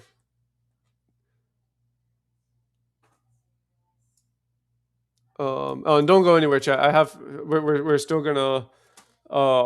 We have two more. We have two more videos we're gonna take a look at. And I think one of them will be a little more interesting with the medium pivots. But no, I have a lot of content planned. I have some more shot and drill tutorials that I might be doing. I have a VOD review coming. I have a video coming on boosting that I'm going to talk about. I might essentially do a part 2 to my equipment guide video. I have a Q&A video coming, so definitely stay tuned. There's lots of stuff coming up, and I'm still taking suggestions in the Discord server. Do you have a Discord for your channel for Muscle Pong? I don't actually. I'm just in yours asking equipment questions here and there. Yeah. But yeah, no, I appreciate the kind words about the progression. Like sometimes it feels like I progress slowly when I compare to like, especially like Chinese people who they played as kids and maybe learned fundamentals as kids. Then they learn as adults, and their progress goes from like 1500 to 2000 in like 1 or 2 years. Yeah. Um, but I think I have to acknowledge that like my fundamentals are I have to unlearn a lot of bad habits essentially. So it's Yeah. a bit different, I It's guess. it's it's it's I'm sure extremely you've seen hard. both cases. Kids have neuroplasticity, and it's just like Oh, okay. And adults can still improve. Like adults can still get crazy good. It's just it doesn't happen instantly the way that it does with like a kid. Sometimes you teach a kid a shot and they just have it on the Mhm. first or second try. Um, Right. Even for me, like so I didn't start playing seriously until 2015. I was 14 years old. I went from 900 to 1800 in 10 months. But I had when I was really young, like 4 or 5 years old, I had held a paddle before. Like, so I had learned like basic forehand drive, Mhm. backhand drive, forehand push, backhand push. So I had never like played. I'd never played a tournament, but I at Mhm. least had hit a ball before. So I had some fundamental feeling, which I think helped me improve fast. And I know if I didn't have that, even for me, like anyone, it just takes longer because it's Mhm. just harder to learn things quickly. But So there's you're a guy. Do you 24 know right who now? Greg Batts is? Huh? I don't. Sorry, you're like 25 around there, age Well, wise. my like 23. When I'm my peak was 20. My age or my rating? Your age, sorry. 25. Yeah, 20, okay. Okay. So I mean, you still have time to because your peak rating is like 23. I remember like Willard sent me a video that of you being 2300. 2350 Uh, was at my peak. 2350. Okay. I beat Gal Algetti in a tournament. He's Oh 26, wow. 25. Um, I that was the tournament of my life. I actually would have gone over 24 in that tournament. I had 2-1, 8-4 against Sarah Jolly, who was also over 2500. Oh wow. Yeah. If I had beat her, I would have gone over 24, but I couldn't close it. Um, Oh okay. But I mean, but you can I've still had get my over fair share of 24. wins. What's that? Yeah. I was gonna say like your age, like you're still very young, so I feel like you can still climb over that 24, benchmark. I think. Yeah, I have moments where I can play like that. It's hard to maintain because it's physically so demanding after 23, 2400. Like I Yeah. can sometimes play a single match at a 2400 level and then I'm gassed and I can't maintain it because Right. Right. my technique now is actually better than it was at my peak rating. So my fundamentals are better. Oh, your So fundamentals are I stronger. know that my actual like limit is higher, but it's just hard. Hmm. Like I actually played the head coach of my club, UD, last week. He's Hmm. 2450 Hmm. and we were 2-2 and I had 10-8 on him. Oh wow. So I'm there for one match and then Do you think like on the topic of like the technique and coaching, like is it better to have because I've seen like the both sides, right? I've seen the coaches who like don't really say anything, but then their philosophy is like, oh, you train by like drilling repetition and drills. But then there's also other coaches that like say something every single ball. It's like, oh, you did this, it's like a shit ton of feedback or like no feedback. And I guess from your perspective, like how do you need to you find a approach middle that ground. So like middle ground? the best coaches can actually talk while they're feeding because you need the Okay. repetition. If Yeah. there, even at my club, there's some coaches that like warm up forehand to forehand. They'll miss one forehand during the warm up, and then they'll go on like a 10 minute lecture about like it's like yes, technique is obviously important, but Right. you need this muscle memory and feeling, and sometimes the only way is just to play, like just Yeah. grind it out. Um, Dude, if a coach but lectures also too much, there's then sometimes it's it's too not good. much. Yeah. Yeah. Okay, Obviously, when I'm that's doing VOD review, I get to just lecture all I want. But so I coach full time, and when mhm. a lot of my Asita, right? coaching. What's that? At Carolina, something Yep, Carolina CITTA. Okay, CITTA. nice. Right now I'm just coaching summer camp full time, but once Hmm. that's done, it'll just be like lessons. Normal, right? But Yeah. for my actual lessons, normally I'll do some explaining, and then we'll just drill. If there's something really fundamentally wrong, I might come over and demonstrate the shot. Hmm. Normally, like, and it's actually what makes online coaching difficult. Most people understand a shot better when they see it and visualize it. So it's sometimes better to like go over to their side of the table, say, "Watch me. This is how to do it. This is where you start. This is where you Hmm. finish. Now do that." And you don't need Hmm. to go into like the explanation on the nuance of like hitting the ball at a 30-degree racket angle. It's like put your racket angle like this and hit the ball. Oh, yeah. Right. Or like some kids, they just need to hit more. Some kids, you like hold their hand, have another coach feed, and you just like grab, like hold their hand and hit the ball for them while they're holding the racket, and that gives them the feeling. But it's always you need to play. Okay, we're downloaded. Let me share this video. Okay. Cool.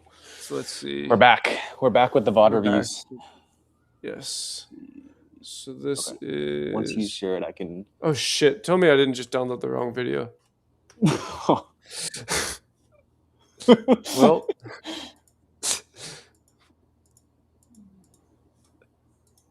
I downloaded the one against. Oh, did you download the 1600? Oh, the Vihan. Okay, we can. I mean, I was gonna take a look at both anyway, so I can download the other one and I'll take a quick look at this one while I'm downloading that one. Okay. 13 gigabytes. Okay, that's gonna take a while anyway. All right. I just unnecessarily have them in 60 FPS. All right. So we're now hopping into the second video, which was actually an older match, but this is against a college student, Vihan. All right, there we go. Honestly, I saw this guy's ready position, and I was like, "There's no way he's 1600." Well, the thing is, he really wanted to play me because I guess like it was my YouTube, and then he came out like super guns blazing. Yeah. And I heard he had a good forehand, but I didn't actually watch him that closely when he was playing other matches, and I've honestly never watched his game. So when I felt the quality of his first few balls, I was like legit shell shocked, and like it took me like 2 games to settle down and realize what I was dealing with, and by then it was a bit too late. Yeah.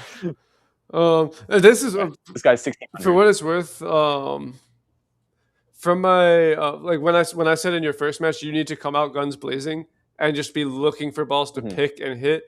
He had that mindset. Like your opponent has that mindset in this match. That's what you need. He opened.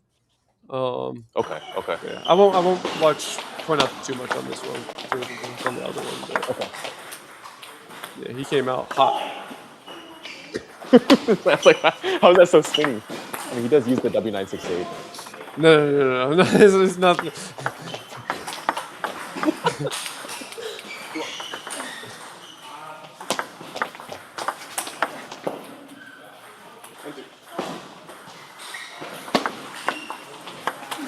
Late again on the forehand, so that is a big issue. You for the type of shot that you're going for, the timing is way too late.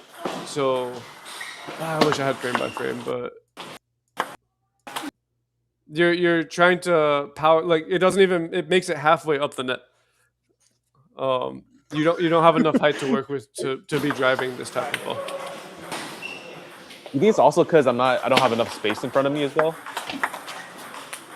I think your position's okay. Your position's not bad.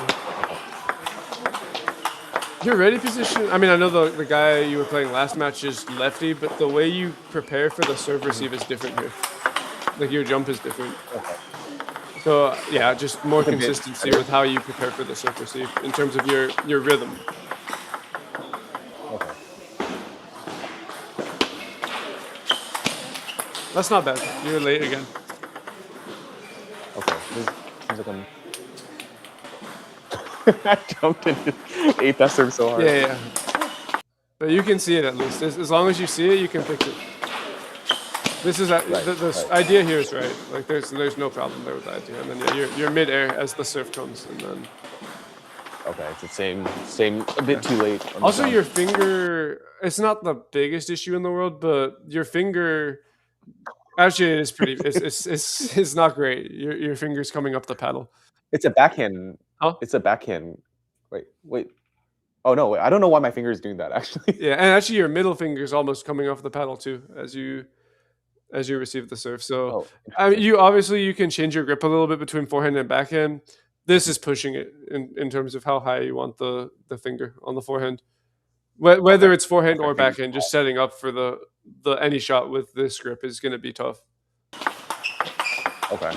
Got me liking.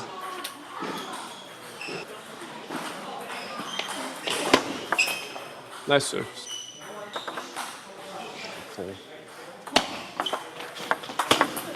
That's perfect.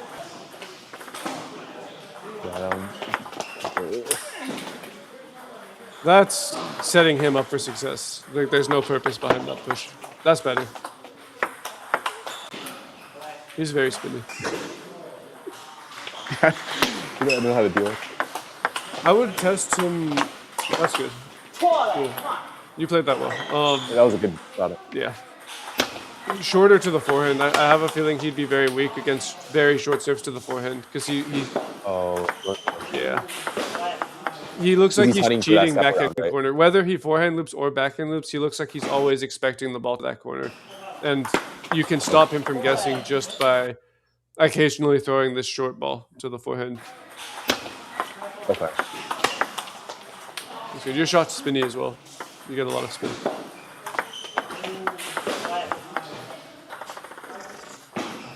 The long serve again. Yeah, that was better. And then that's yeah, just expecting it. That's good. You were expecting it there.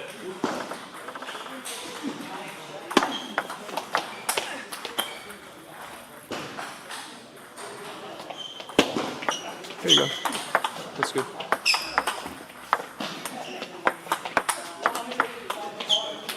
That's very good.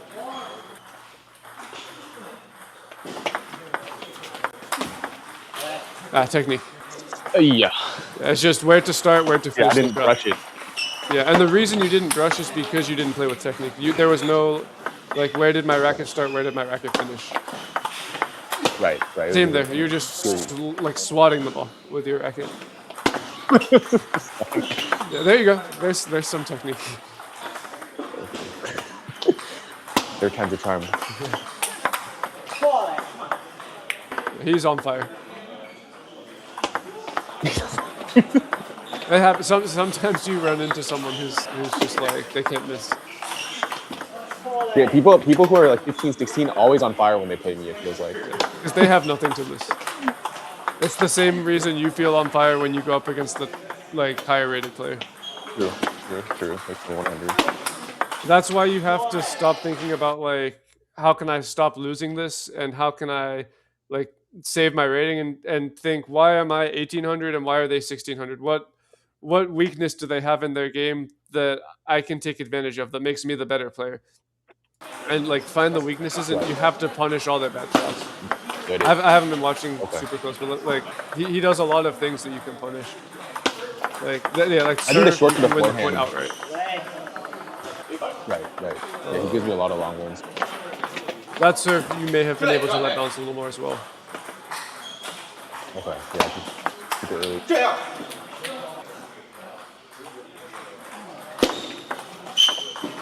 That is such a difficult way to play.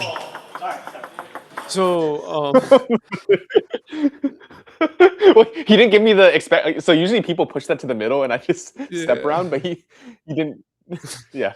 I mean, yeah. If he gives you the ball to the middle, it's good. But generally, so if it is totally fine to serve backhand pendulum serve from the forehand side. Like a lot of players do this.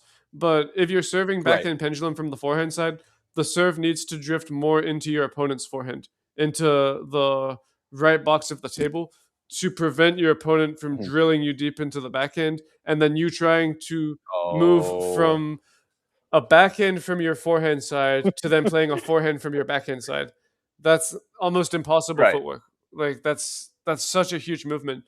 Or if you do want to step around and pivot after your backhand serve, then you need to serve your backhand serve from more central or more on the backhand side. So it's just knowing where are you serving from and what's the best place to place the serve. Yeah, off trough. It's the off trough strat without the off trough footwork. It's yeah. I guess yeah. Go ahead. Yeah. No. I was gonna say, like, from a geometry standpoint, right? If I go directly to where I just did there, it's naturally gonna bounce off at like a 45 degree. They're gonna go cross court. Yeah. And then I'm just like running. I'm just covering the table like at the maximum distance possible, like you said. Yeah, that's why I said I think this guy's unrated. Like most 1600s are just pushing that to right where you expect it, and he's found the angle to Mhm. go against the spin and drill you on your backhand with his Okay. Okay. even his outfit. Like this does not scream 1600. Like That's reassuring. It's a California 1600. yeah, Of someone who doesn't play many tournaments either. yeah. Oh, the 1800. No, 1800 USATT is probably like 15 to 1600 TTR. Um, the gap shrinks as the ratings 200 points? increase, so it's a pretty wide Oh, range. okay. Like at the lower ratings, sometimes there's as much as a 500-point gap between TTR and USATT. Right. The higher and higher it gets, the closer that gap becomes, and at the top level, it's anywhere between like 150 and 400 points. Michael. Okay. Okay. Yes, yes, yeah. Even though the chat agrees, the other guy seems underrated. Okay, let's keep going. How's this download? We're halfway through the download for the actual match. Oh, for the other one? Yeah. The grand finale. Yeah, the grand finale. That's really good. That's perfect play. I was about to tell you, I was about to yell at you for pushing that serve because I knew it was going to be long, and you were anticipating it there. That was really well played. Finger. Oh, I have to slap again. Yeah, no technique. The fingers drifting up the paddle on your forehand. Okay. Yeah, that serve didn't work again. Like that serve worked earlier, but he was totally expecting it. So Yeah, once someone's picking your serves, you have to essentially avoid. There's either perfectly half long to where it's really hard for them to loop. If you're gonna go for a long serve, it needs to be a true long, fast serve that hits the white line or comes close to the white line. Something that actually puts the okay. opponent on the back foot and makes them play a weak shot off balance. But if it's neither half long nor very long and it's just sitting and they're picking it, and you don't have those two, then you have to start serving short and just keep the serves tight. Okay. It was a very late chole. I started mocking his chole. Which, I don't know. Yeah, he's opening with his backhand against your serve. He's playing like 1900.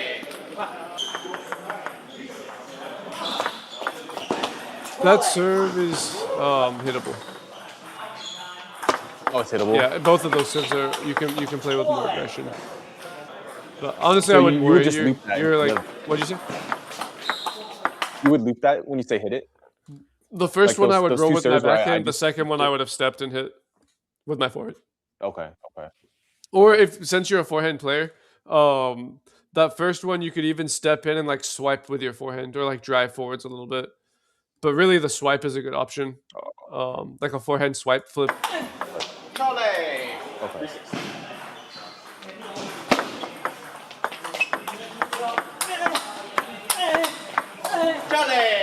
Yeah, he is on fire. He's like, Yeah, I'm eating too many serves. yeah, you're not hunting long serves, and he is. He's looking for. But like, what 1600 can flick like that? Like, Yeah. He's looking for serves to pick. Also, his timing for his split step. I don't know if you can see it, but his timing's right. His timing's really good. For when you serve, I'll show you. Your finger comes too high on your forehand. On serve receive, it's not bad, but on your regular forehands against when you're playing topspin, it needs to be lower. So he always has this nice rhythm on his. That's why he can find the ball so They seem fast. very ready for mine. He knows it's there before you hit the ball. Yeah, hittable serves. You can't let him get away with that. It's like he's playing aggressive, and his forehand's on fire, and his forehand's putting you under a lot of pressure. So your mindset has to be, I cannot let this guy get his forehand in, and you have to think about how can I find an answer, and then you have to start thinking, okay, how is his serve coming? well, his serve is long. What can I do? I can probably loop the serve, stop him from opening first, get your own attack in first. But instead, he serves long, and you still just push back and hope that he makes a mistake. You have to kind of test more options, especially when you're down this bad. But I'm curious what his rating comes out to, because there's I think he's 1750 right now. a little better, still low. It's still underrated, I'm pretty sure. Yeah. Yes. Your finger on the forehand. The second your finger comes up, you start pushing instead of rotating. Do you see it? Especially at that last point, it was really prominent. Yeah. Yeah. Okay. Okay, are we downloaded? So yeah, so I guess in this match, it doesn't seem like I played. You didn't Like, do I didn't play like you played as okay. bad as. Okay. He okay. played. Yeah, 'cause I feel like this was a good tournament for me. Like, Yeah. Mhm. yeah, I beat like a 1900 and like a 18. Like I basically beat like 2 people rated above me, and then I lost this game. So I lost. Like it hurt my rating a lot, but I felt like I played well. It was, but it also feels like a cope to be like, oh, this guy was underrated. So No. He genuinely played well. Obviously, like, you could have played better. There were answers, but the answers you would have needed to find were like 2000 level answers. So it's I think it was winnable. I mean, it was all 9-11, but I just didn't have like I think I didn't comes out guns blazing. Like I just let him dictate the whole tempo basically for the most part. yeah, and he was just hot that match. Yeah, yeah. Okay, so 3 minutes left on this download, and then we'll look at this medium pips. The reason I didn't look at So this you would one put is I this guy saw you around, said like, you're not- tired against Oh, yeah. him, and I was like, okay, you're tired. I don't want to look. Would you put this guy at around 1900? Yeah, 19. 1900? Um, What would you put the first guy at? Do you feel like 1680 was about right. overrated Yeah, for the first guy, or was 1680. that That's about right. Okay. An awkward 1680, but yeah, that's right. And even his own match results prove it. If he's losing to 1400 kids, Right. the other guy. Yeah, I think like going back to your comment earlier about how this guy doesn't even dress like a 1600. The only true 1600s I've seen who dress in like a USA outfit or like a really legit ping pong shirt are those like kind of guys who have been like perma 1600 and just play a lot of tournaments. Yeah. You know, like at like nationals or open, and you see them every single time. Yeah. Aside from like those that archetype, no one dresses like that. Yeah. He had the Seamaster shirt and the butterfly top. Like, yeah. He meant business. he was there on a mission. Yeah.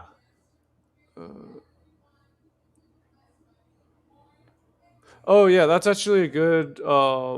Someone in my chat said there's a modified practice match you can do where you lose the point if you push the ball that would have gone long to force you into the attacking mindset. I actually do a similar one, like for group lessons and summer camp. The way I do it is, you serve. You're to start. You can maybe say you're allowed to push 2 balls maximum. So you can serve. You can push once. You can push a second ball. No matter what, you have to loop the next ball. And then once you can do that, you serve, and you can only push 1 time. And then no matter what, you have to hit after the push, and it gets you into this aggressive mindset. And then on the serve receive, you can push his serve. If you push the serve, you have to attack the next ball, and just keep trying to get into like that. That's something you can force yourself to do to get a little bit more comfortable staying aggressive.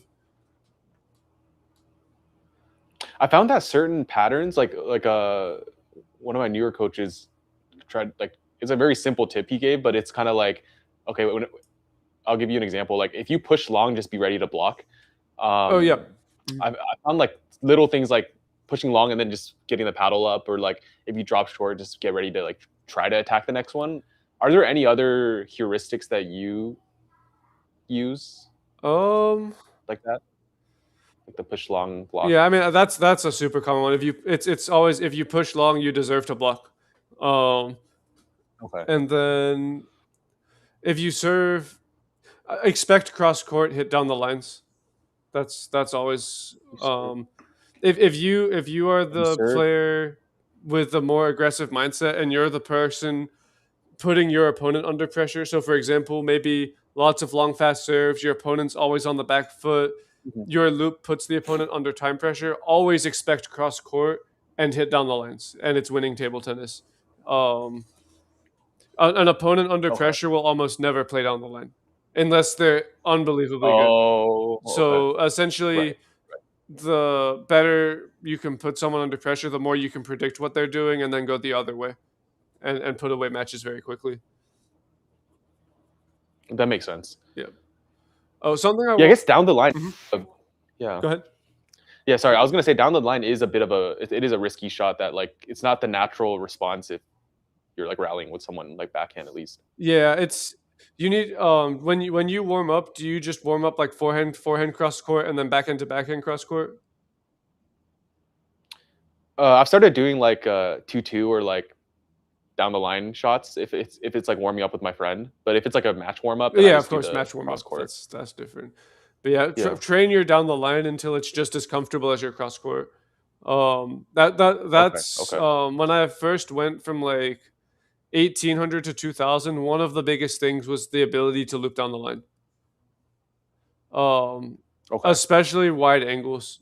Both sides, right? Both backhand. My backhand didn't get really good until later. So I was essentially a Okay. forehand player with just a steady backhand. Um, Okay. but it was just the ability to have the opponent playing soccer goalie. They didn't know where I was going to loop the ball Right. until it Right. came off of my racket. And so when I went cross court, I couldn't hit the ball as hard as I still don't have like the best power in the world, but I'll hit Mhm. winners cross court and down the line because everyone has to respect that I could go down the line. And so I get Oh, point yeah. after point after point just from the variations in the placement. Right. Right. um, That makes sense. yeah. I was gonna say so. Earlier, you had mentioned like having a lot of different coaches and different coaches having different things and whether you should stick with one coach. Um, I was gonna mention. I kind of forgot what I was gonna say.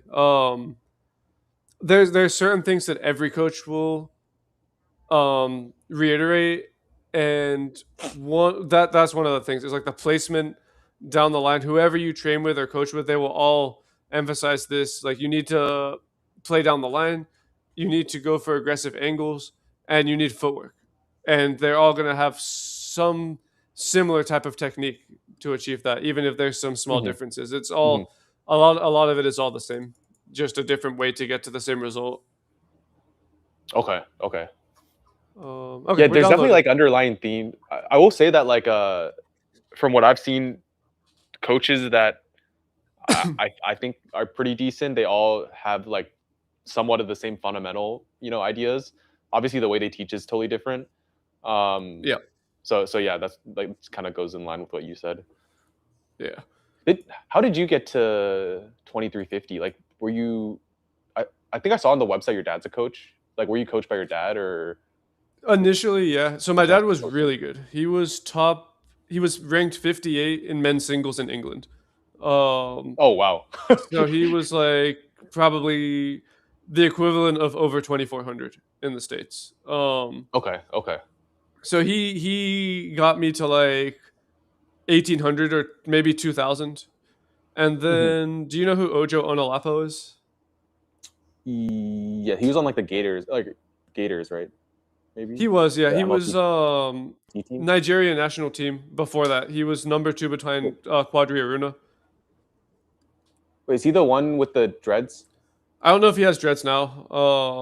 He might, but Or did he have dreads at one point? at one point, yeah, Wait. he's really good. But he coached me and he helped get me over 2300. Okay. And really it was just like getting acclimatized to playing at that speed because he was 2650. Okay. And Oh, okay. Okay. once you can block for a 2650, you play the 23 and it feels slow.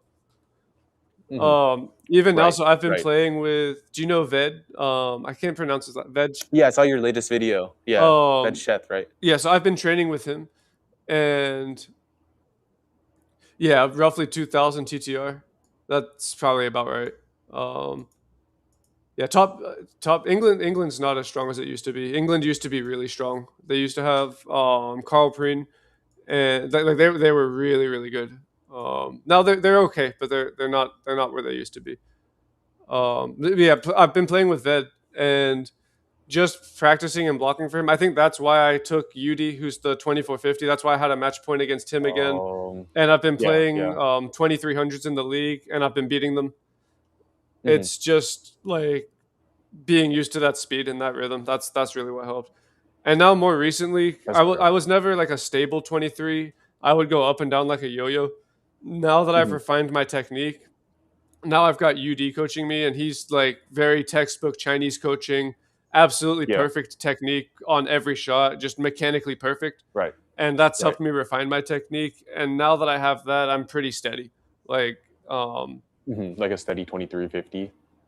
I'd say right now I'm probably like just 20. I can play at 23, steady 23. Steady 23. Um, Okay. steady 23 when I'm on. I can play up when I'm having a really good day. I can occasionally still have a bad loss, but it's much more steady than it used to be. But to get any Right. higher, I'd have to put way too much time in. Yeah. Not Yeah. worth it. And I'm already coaching full time. Once you Yeah. coach full Yeah. time, it's so hard to play.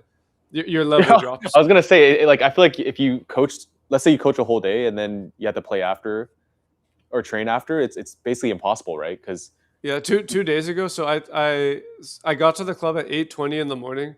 I coached summer camp until 4 p.m. Then I did 3 hours of private lessons till 7. And then I trained with Ved for 2 hours after that. oh my gosh. So I'm actually in really good shape right now because of it.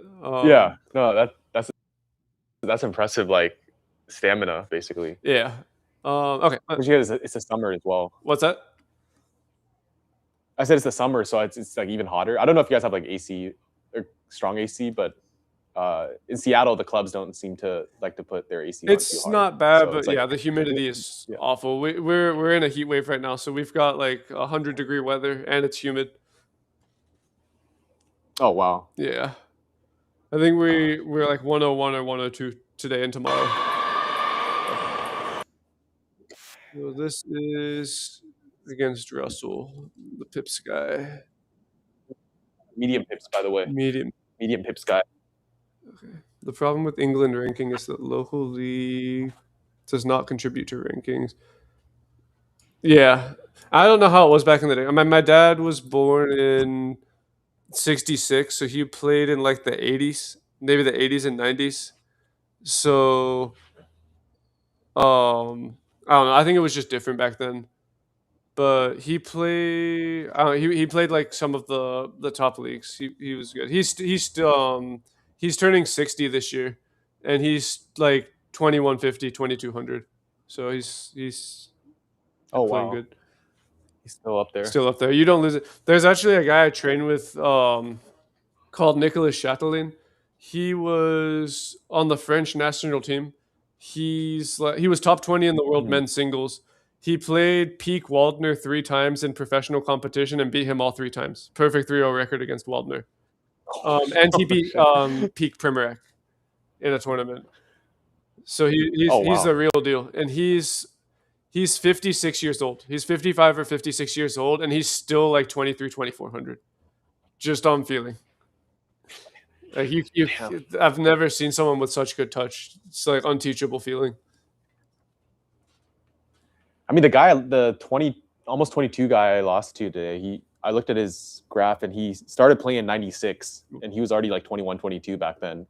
And he's maintained a 21, 22 for like, I guess 30 years now. A 2100 rating from 30 years ago is strong.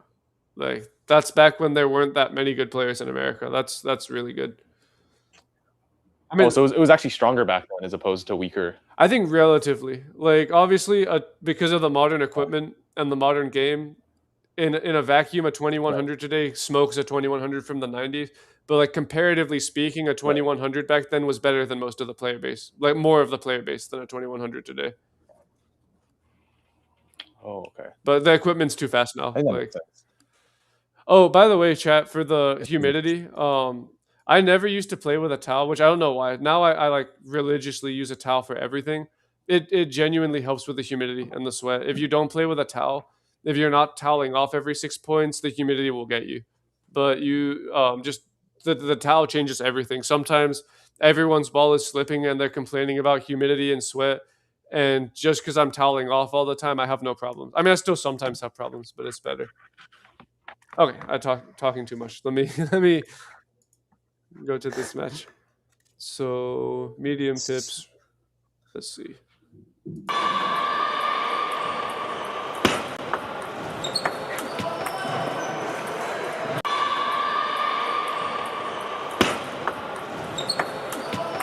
Right idea.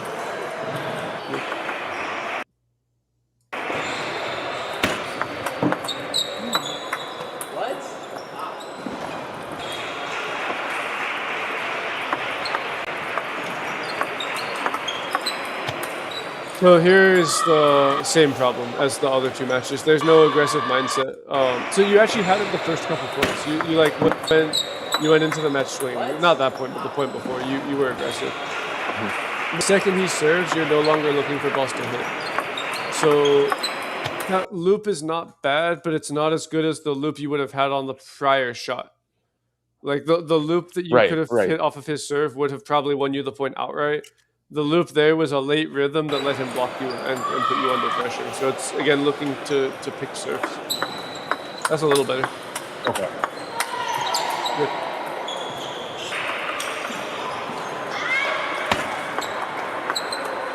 Ooh, I don't like that. Hello, that's good.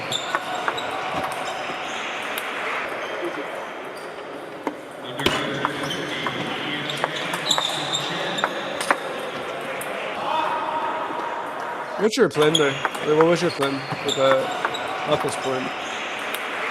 This one. This one.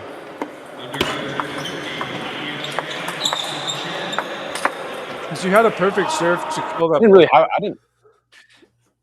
I didn't have a plan actually. Yeah, I don't know why I didn't attack it. I think I just need to flip something in my brain where it's like aggression first. Yeah, because that's kind of like the play style I have. Yeah, every serve, no exceptions. It has to. Obviously, it's not always going to be like a perfect. I'm expecting the ball to my backhand, and the ball actually comes to your backhand. But like, you have to have something, and then when the ball does come where you expect it, you have to win that point. Like you did everything. The serve was so good there. That should be your point every day. Not this one. This one was this was a weird point.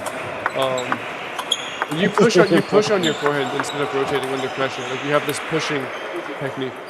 But this is perfect. Yeah. And then that ball's asking to be killed. It's a push that landed in the middle of the table. I think I have a bad attitude problem where like sometimes when I play these 1600 rated players, because on paper they're like so many points below my rating, that I think I can just like get the ball on the table and almost like outlast them in any style. But yeah. The reality is I'm like a attacking player, so I need even if it's like a lower player, I still need to attack basically. Yeah. Versus like changing up, like just it seems like I'm just trying to like push and then like do something kind of dinky and then I can try to counter. But that's just like that's not how I play, right? Exactly. Yeah, and you can use it as like an opportunity to practice your shots. Use it as an opportunity to groove your shots. If not some specific strategy, be like, I'm going to focus on my forehand loop, and then just try to find opportunities where you can go for your shots. But right.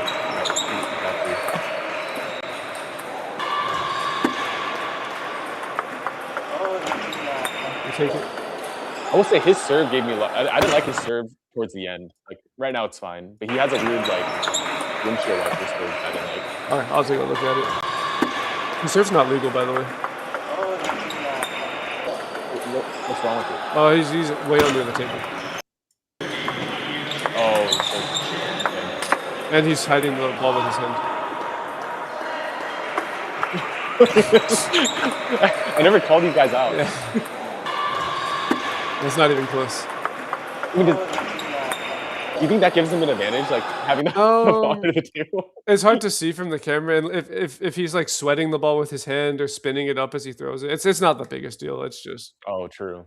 Yeah. I can't not see it.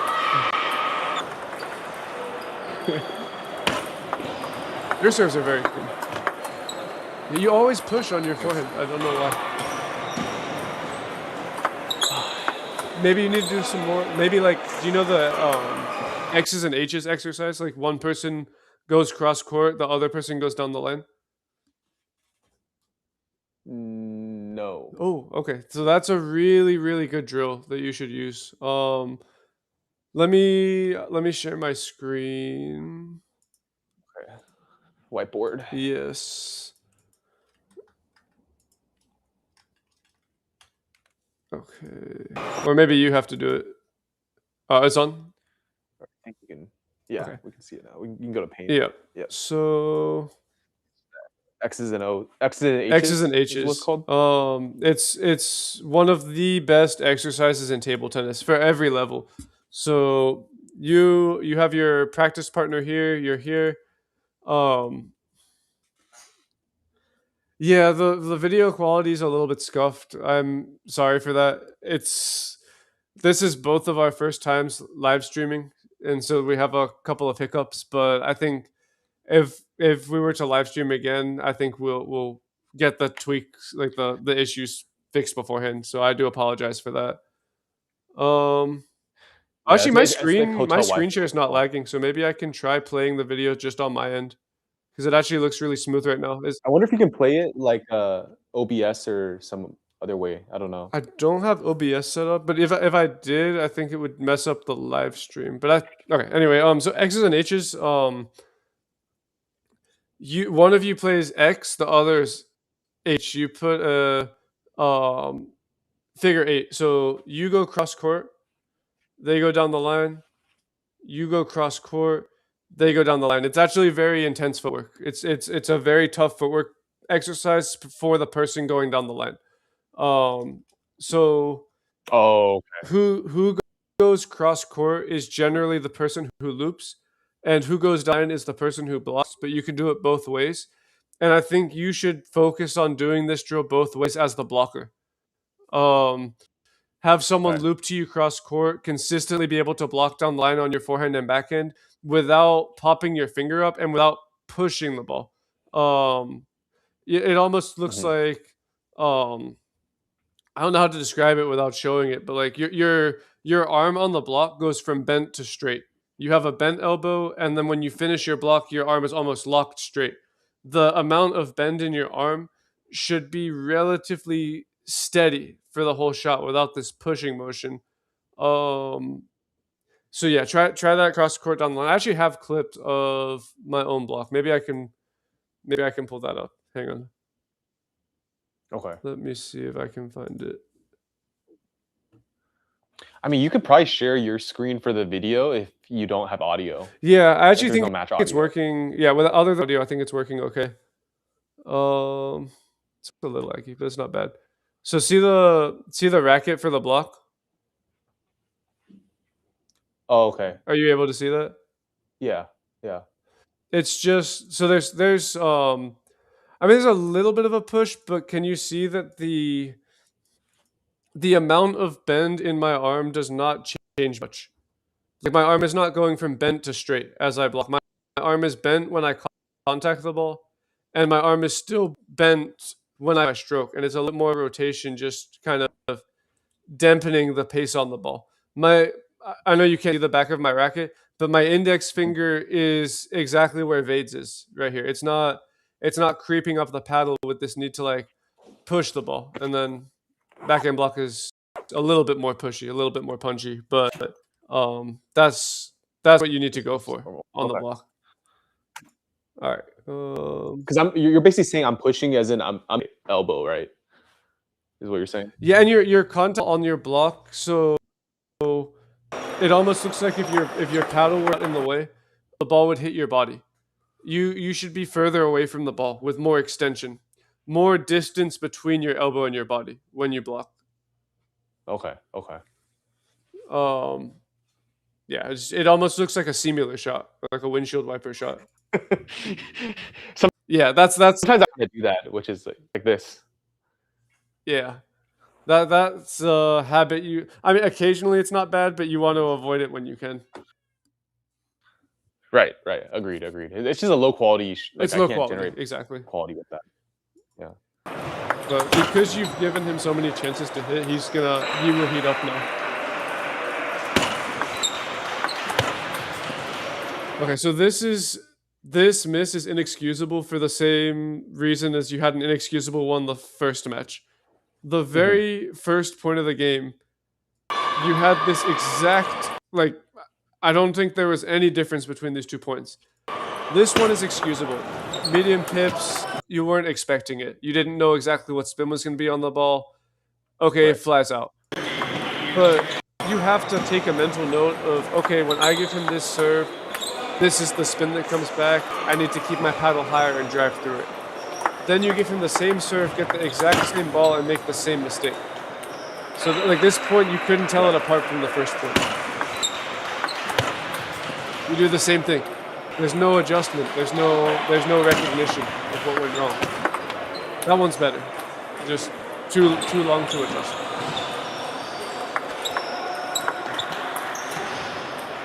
That was a good combo by him. What happened there? That was weird. I think he gave side spin on that. Oh, you're like stepping back with the wrong leg when you get caught by the long serve. As he serves, one you actually lifted in the air as the ball was crossing the net. Yeah. There's two ways to approach the long fast serve. Neither is wrong.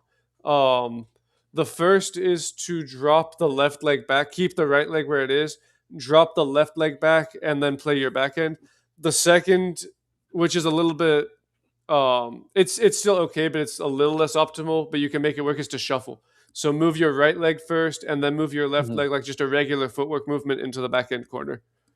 But if you drop the right leg back like this, you're just off balance for the shot. Right. That's good. Yeah, that's really nice. That's It's the same miss, basically. Yeah. It's not a very weird medium pip. It's actually quite normal. I felt like as the match progressed, he started getting weirder and weirder points on the table that, like, I didn't really know what to do. You'll see. At this point in the game, I thought I was going to 3-0 him, to be honest. Like, it didn't feel too challenging. Yeah. That was fun. Because he was making a lot of mistakes. Yeah, you're missing that ball. You've had this combination like 5 times. And you've made the same mistake. I keep trying to do it, and I keep missing it. Yeah, it's a mental thing. It's you have to, if you've missed 4 balls out, you have to say, if I miss this ball, I'm gonna miss in the net. If I miss in the bottom of the net, no problem. But whatever I do, I cannot miss this ball out off the end of the table. It's because you're dropping your hand under the ball, even though the underspin is not heavy, and you know it's not heavy because you've seen it a few times. It's the same thing. Like in a vacuum, if I said, okay, time for multi-ball, and I gave you float or light spin to your pivot point, you'd have no problem. It's just you need to have the confidence to lift your hand and contact the ball where it is. That's a nice receive. Good touch. Very low.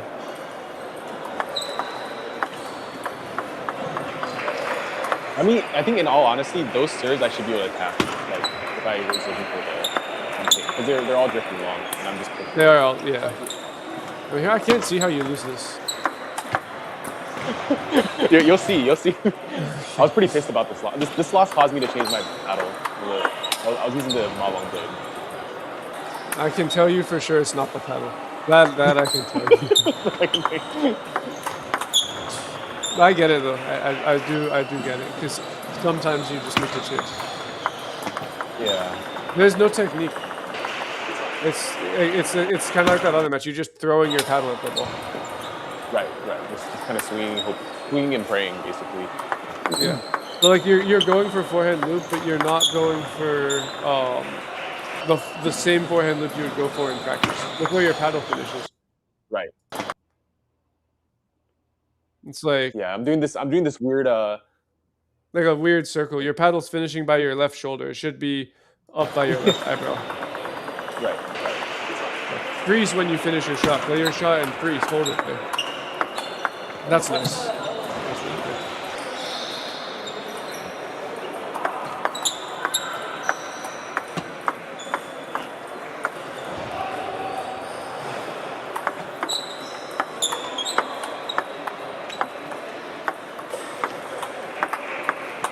Nice.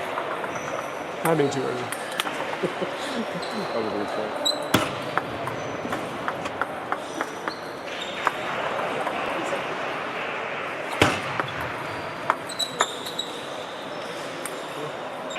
I will say I know you had the short pip stint, so it's probably made your backhand take longer to develop, but you do need to develop your backhand more.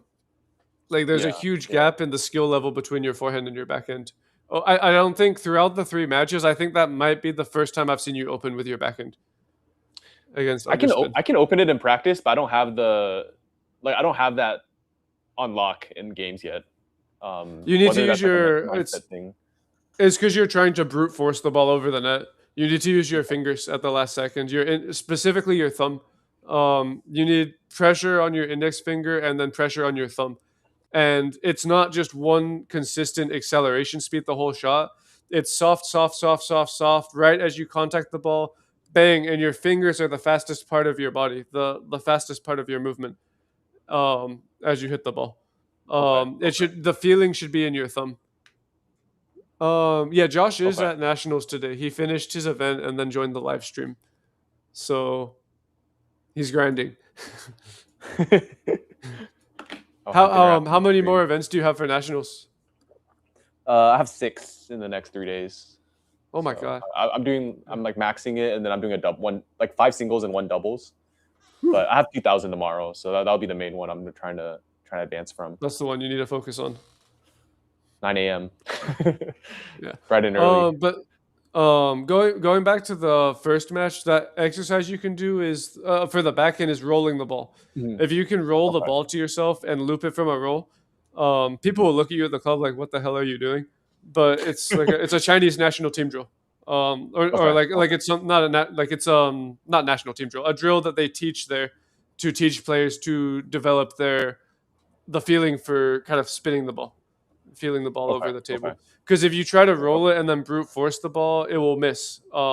If you use your fingers and grab it at the last second, it will go. Okay. So you can do the same drill, the rolling on the backhand as well as the forehand, basically. Yeah, you can do it on both. The backhand is much harder, but it's still doable. Okay.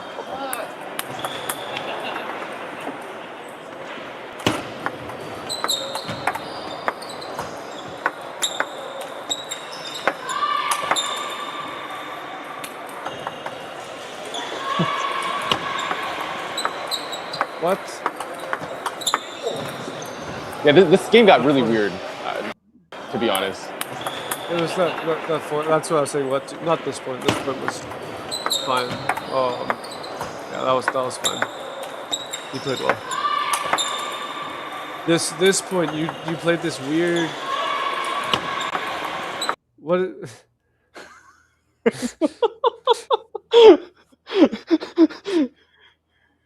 Yeah, it's a weird. I don't know why.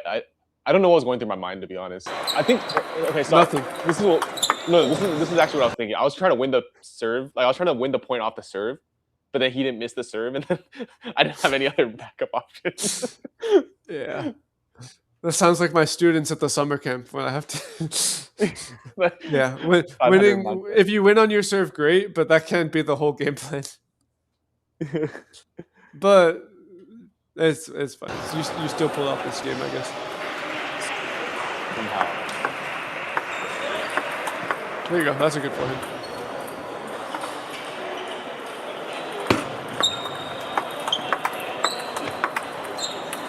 Nice. That's really good. This is when it starts going downhill. That point was okay.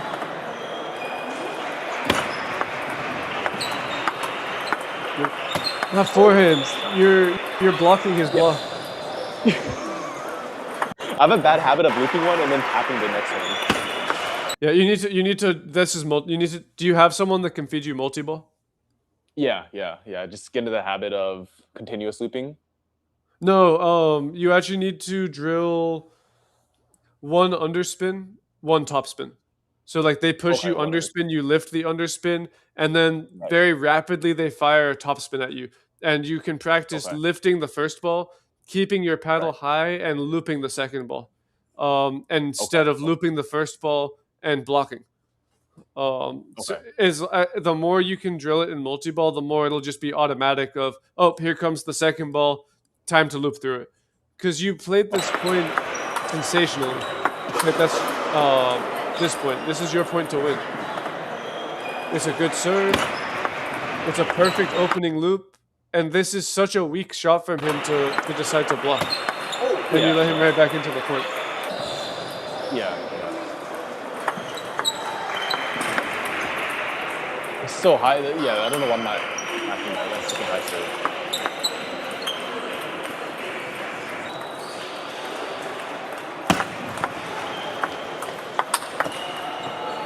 Not bad. That's fine. He played a good shot.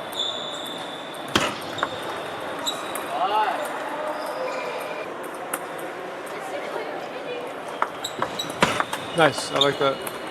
Same problem. You're blocking his block. Yeah. There's no second ball. That point's no problem. That one he just played well again. So it's a combination. He's playing well, and you're also bleeding points at the same time. Right. I mean, he's definitely more aggressive this game versus the other two. He is. He's playing free. I would be looking to hit serves here. I would be looking to hit serves until he proves he can go very short. I don't know why you're approaching them with the backhand. You have to play to your strength. Your forehand is the shot you want to open with. He's been serving long to you. You have to be hunting with your forehand. Yeah. I don't know. It's not bad. It's just you're letting him in too much. That's good.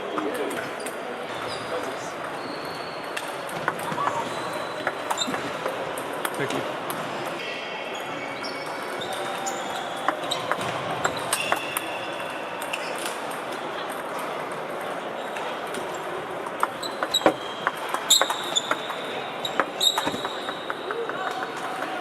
Technique. That's you actually read the spin. You just you didn't trust your own mechanics on the shot.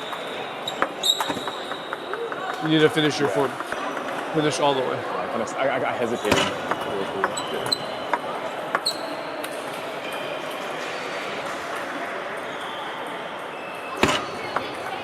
What do you use for the scoreboard, by the way, on the top left? How do you do that? Oh, I just manually do it, but I outsource that part. Oh, manually. Okay. Yeah. I wish there was like an auto scoreboard. Whenever I put a scoreboard, I'd manually do it, but it's such a grind. It's super time consuming. That's why you have backlog. Indonesia. Yeah, I have like an editor who his job is scoreboarding. Oh. But it's kind of costly and like backlog basically. Yeah. I see. Someone said Josh. This was earlier. Josh is pushing because he's not EJing enough. I mean, if I had a rubber that was a bit more controllable, maybe I could just. So what are you using? You're using Hurricane now? No, I'm using 09C forehand and then 05 backhand on the. I guess this is my current blade, the Harimoto. Interforce Super ALC. That's a good setup. 09C is a weird 09C is a weird rubber to pair on that type of blade, but it's good. What do you recommend on this type of blade on the forehand? For your game, I think I don't know if tacky is good for your forehand yet. Should I try Dignix 05 when I get back home? I mean, I have a sheet at home that is unopened, or like Tenergy 05 hard. I wouldn't say 05 hard. Definitely not 05 hard. How long have you We're had that set up just with? Or how long have you had that set up I've had for? this own SD for like 2 weeks, 1 to 2 weeks. 1 to 2 weeks. So I'll leave whether or not to switch to O5 up to you. I think either way you'll be fine, but I challenge you to not change the rubbers that you like. You obviously you can change the rubbers when they're dead, but stick with Right. a setup for 6 months. Okay. 6 months, just 6 months. Then you can change all you want, but see if you can go 6 months with one blade and one rubber combination. And I think you'll be surprised that just that alone propels your rating to a more or your level to a more stable point. Okay. Okay. So you're saying that I could switch. Like, I guess what's your rationale in terms of why O9C might not be good, and I can try like a tensor. I guess O5 is a tensor Oh, it's really- instead of I tacky. maybe that was a poor choice of words. I guess the Haramoto is an inner force blade, so it's a little bit softer, and then Yeah. O9C already requires a pretty big, like you have to penetrate the rubber in Swing. Right. order to engage the sponge. Oh. So that pairing Right. Right. is not the easiest setup to play with. Like if you look at what the actual players using, like Karamoto himself does not use tacky rubbers on that blade. I think he uses like Zaire, he uses Zaire, doesn't he? yeah. No. Um, Okay. But I've never tried Zaire. Like, I'm a bit scared of trying I it wouldn't use on my Zaire. forehand. It's not for your game. Okay. Um, I think you could use it. I think you could make it work if you stuck with it, and it's not going to be the reason you win or lose. But I Right. also don't think Right. that I mean, O5 is bad. this setup has been okay. I mean, I think this setup has consistently been pretty solid, but I'm wondering if there's a forehand rubber that's easier for me to use where it can help me develop confidence, because I feel like sometimes I just lack confidence from missing shots, and I'll be fine with taking like a slightly like less powerful shot, and trading that for like consistency. But I don't Go know if for that Dignix might not be a O5. rubber problem though. Try O5 both. Okay. Try O5 both sides, and then Okay. stick I with think it for 6 months, at least 6 months minimum, okay. until 6 you're months. fully used to the rubber. Okay. You don't think that will going from O9C to O5 will hurt my like spinny forehand loop too much? No way. Like the opening one? No. Okay. Okay. You as someone that used O5 for a while and also used O5 hard, you can get just as much spin. Mhm. Um, Okay. maybe I mean maybe there's a shot where you get marginally more spin with O9C, but Right. and I don't mean this in a way that's like I guess the way to put it is you're not going to notice a difference in your spin generation going from O9C to O5 because Right. you're not always hitting the ball with your maximum possible spin. Like you've seen there's so many balls where you're like Yeah. pushing with your Yeah. arm, you're half looping, you're tentative, not finishing your form. So you're already not maximizing the rubber's potential. You might actually get more spin with Right. O5 because you'll be more confident than you're getting with O9C. But either way, Oh, like yeah. I said, It's either almost is like fine. Just stick with it. yeah. Don't change.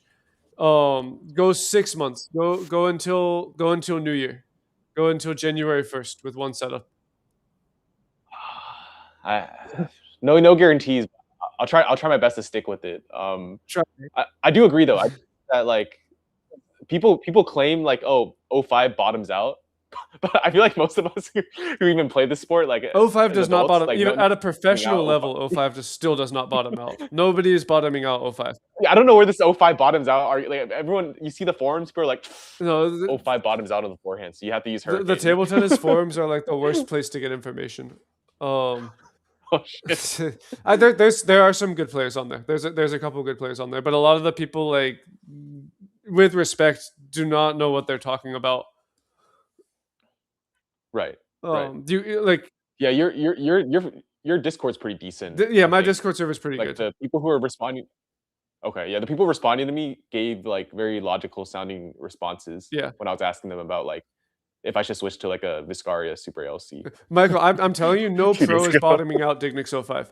Like on a high ball that you have to smash, if Yeah. the ball is high and you need to smash the ball, maybe they're bottoming out the rubber. But on an actual loop, like there's especially the professional version of Dignix 05 that's already a little bit harder. There's Right. no way someone's bottoming that rubber out. It's too springy. It's a relatively hard rubber. Like I've never met a 2600 that uses Dignix 05 and says they're bottoming the rubber out. It's just not a Right. thing. Right. Okay. Okay. Yeah, I no don't even way. know what it feels like to bottom a rubber out. So even if I bought, let's say I did theoretically bottom it out, I wouldn't even know that it's bottomed out. If you want to feel what bottoming a rubber out actually feels like, buy a sheet of Vega Europe. Okay. Axiom Vega Europe. I think that's the mushiest rubber I've ever used. That's a rubber you can bottom out. And even then, most players can't bottom it out. But you're strong enough. You would be able to feel it right away. So basically the like TLDR is the bottom out argument with 05 is just kind of cap. Like it's just like it's complete cap. It's okay. Unless, I mean, obviously, like you could say, well, actually, if you hit the ball this certain way, like there's probably some technique where you could deliberately bottom out the rubber. But when you're playing properly, there's no way. Otherwise, pros wouldn't be using the rubber. Yeah, and it's a pretty popular one. Yeah, I think for me, this whole EJ quest on the forehand rubber is really just to find something that it is just the best for me, where I can have more confidence. Because I feel like a lot of these decisions where I'm like doing the weird C-Miller tap or like pushing long balls, it just comes down to confidence. You know, I get nervous probably. So we got the Louis approval to switch one more time. Yeah, one more time. I know you. I know you're gonna have the urge to change. Like you'll have some match and you'll want to change after. Yeah. I'm telling you, your rating will go up at least 100, 150 points if you can stick with one setup until January. Just until January of 2027. Then if I'm wrong, change all you want. But I'm so confident in that you could just stick with one setup, and that alone will help you. And 05 will give you more confidence. It'll give you more spin and more confidence because you have that forgiving nature under pressure. Whereas the 09C, it's somewhat forgiving, but it's not the same. And I would say absolutely avoid Hurricane. I was on never Hurricane make for like majority of my. Yeah, I was on Hurricane for majority of my career. like I would say like 2.5 out of the 4 years is Hurricane. Hurricane is garbage for most players. It's just straight garbage. Unless you're a very, very specific player, it's not the rubber. Okay. Even a lot of the Chinese players now. Yeah. Like you're saying, like Chinese players, like national, like are you talking about like at an adult amateur level or like even the pros? No, obviously, like national team, that's different. Like they've been trained to use that rubber. But even like a lot of the Chinese players in the States who were at a high level, they changed to 09C because it's better. Unless you're ripping the ball with like almost a straight arm loop and can do it 30 times in a row, and you're in an unbelievable physical condition, it's not a good rubber. Mm-hmm. That makes sense. Honestly, I think me learning from coaches who kind of have the Hurricane technique has like subtly messed my form up, because I have a bad problem of like extending my arm too straight, and then also like just hitting the ball instead of like, you know, brushing it. But I feel like that kind of stems from the Hurricane technique being like slightly different than like non-Hurricane. Yeah. So this could be a really good. Yeah, don't take it as me. Like obviously, there's so many pros that use Hurricane. They're good players. Of course, they can use Hurricane because they're actually taking advantage of what the rubber's designed to do. But also, they're not using the same Hurricane you buy off the shelf. They're using very specific national Hurricane, and they're boosting the hell out of it just to make it playable. Okay. So, like several layers of boost and then several layers of glue just to make it comparable to other rubbers, to make it playable enough. And then it's like it's hard to get that same quality anyways. Like not to mention like if you're unlucky, you buy a sheet of Hurricane, you boost it, it just bubbles, and then dead rubber. Right. Then it's just done. Okay, let's keep going. The real question is, should I walk over to Nationals and buy a Dignix 05 on this blade and then just play with it tomorrow on the forehand? Like, absolutely not. That is a horrible idea. Just play it out with 09C. That's such a disruption. I have two blades. So like I could just have 09C on the No, on the don't one hand. change your equipment in the middle of a tournament. That's Okay, a recipe okay. for disaster. Because your muscle memory, even if it's a relatively recent switch, your muscle memory changing to such a different rubber overnight, that's not gonna go well. Okay, Your true, touch true. will Yeah. be like you'll be popping touches. You'll be popping balls off the end of the table.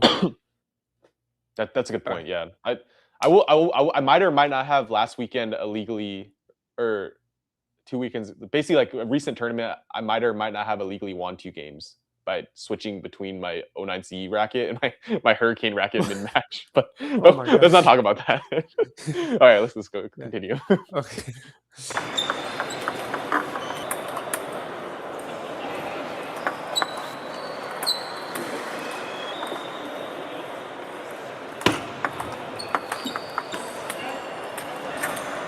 He scored. Yeah, I don't even know how many. there's no points plan in a row. again. Um, you I'm know just trying he's to get the ball on returning the there. table, but You have to be like you should be gearing up, loaded for that shot before the ball lands because he's giving you that return so often. right. That's a little better. That's good.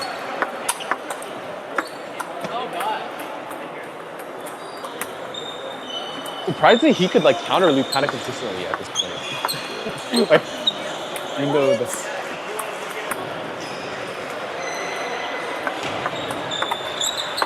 Ooh, unlucky.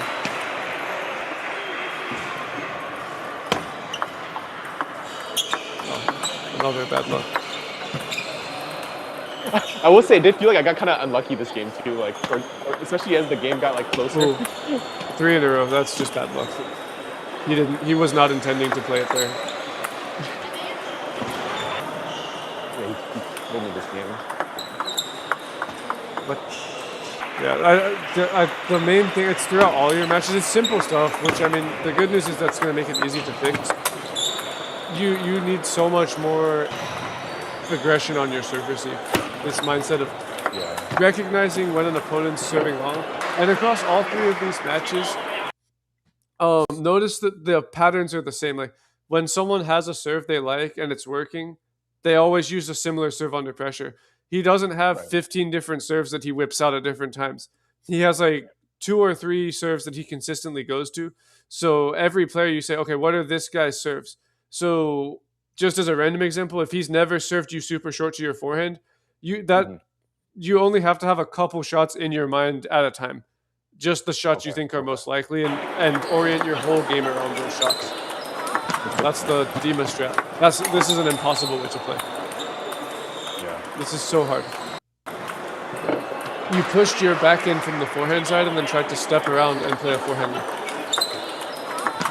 So of course the quality is going to be low, and he's going to counter. Imagine this is my forehand to push that one. You know, I'm gonna do that. Yeah. Or if you're going to play your backhand there, then loop your backhand. Loop my backhand. Yeah. Yeah. Don't. Also, the serves are still hittable, and the serves are high. His serves. Another pattern I've noticed, just for what it's worth, it's a place you could win points. If you're looping underspin and you're close to the table, one of the best spots you can go to win a point outright is into your opponent's body. You loop a lot of balls down the line to the backhand. You loop a lot of balls cross court. You very rarely loop to the middle. Right. And a lot of the time when you're the close middle, and they're under time pressure, this will win you the point outright. So just another. Like the elbow or just straight body shot? Actually, both.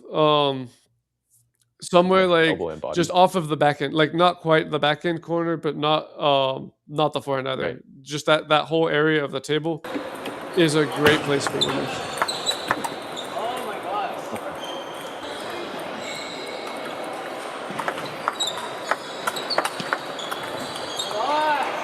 Even if he landed that shot, or if he had landed that shot, it was not good news for you, even though you won the point. Look where your racket was set up.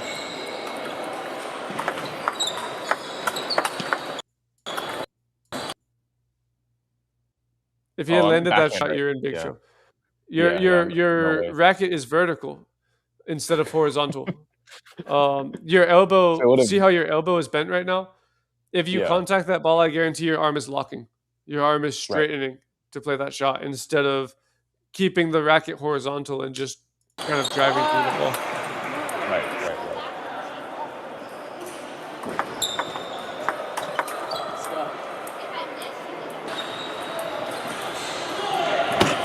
start showing now. At this point. Oh, there you go.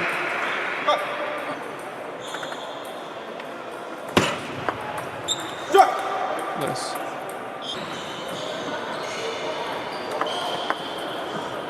Come on, you have to be sitting long serves here. You have to know it's coming.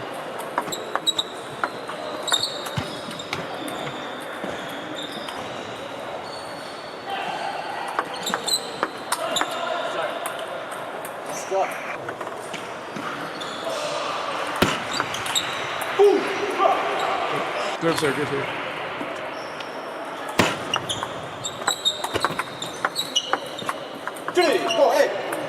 It worked, but that's not a decisive way to win. Yeah, that was pretty lucky. It's just the same. You're blocking his blocking.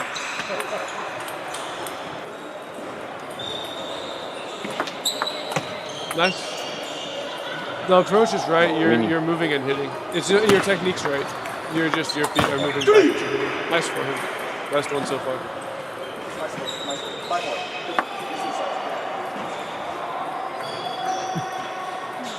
Why are you going to backhand serve? It worked.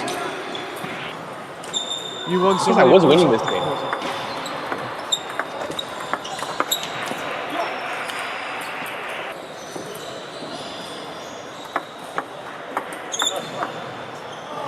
That's good.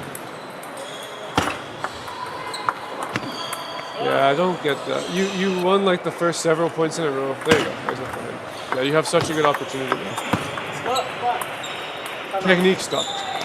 On your forehand, the racket stopped prematurely. Not this one. This one. Oh no. This one. See how you just stopped by your right eyebrow? Didn't go all the way. Tentative. Yeah.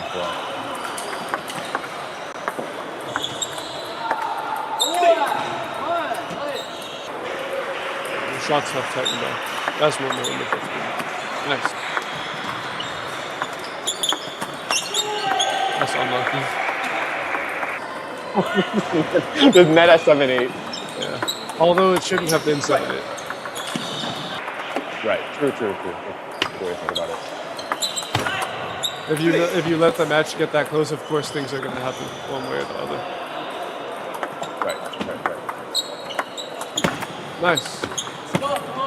Not bad. That's actually okay.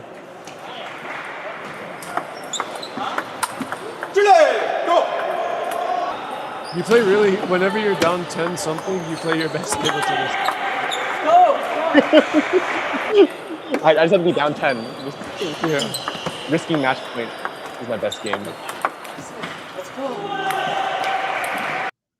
It's way too high. Yeah, you just you're better than that guy. That's just not your best match. There was not enough thinking about how to generate points. It was just a little bit like one dimensional. Right. Okay. But your game's good.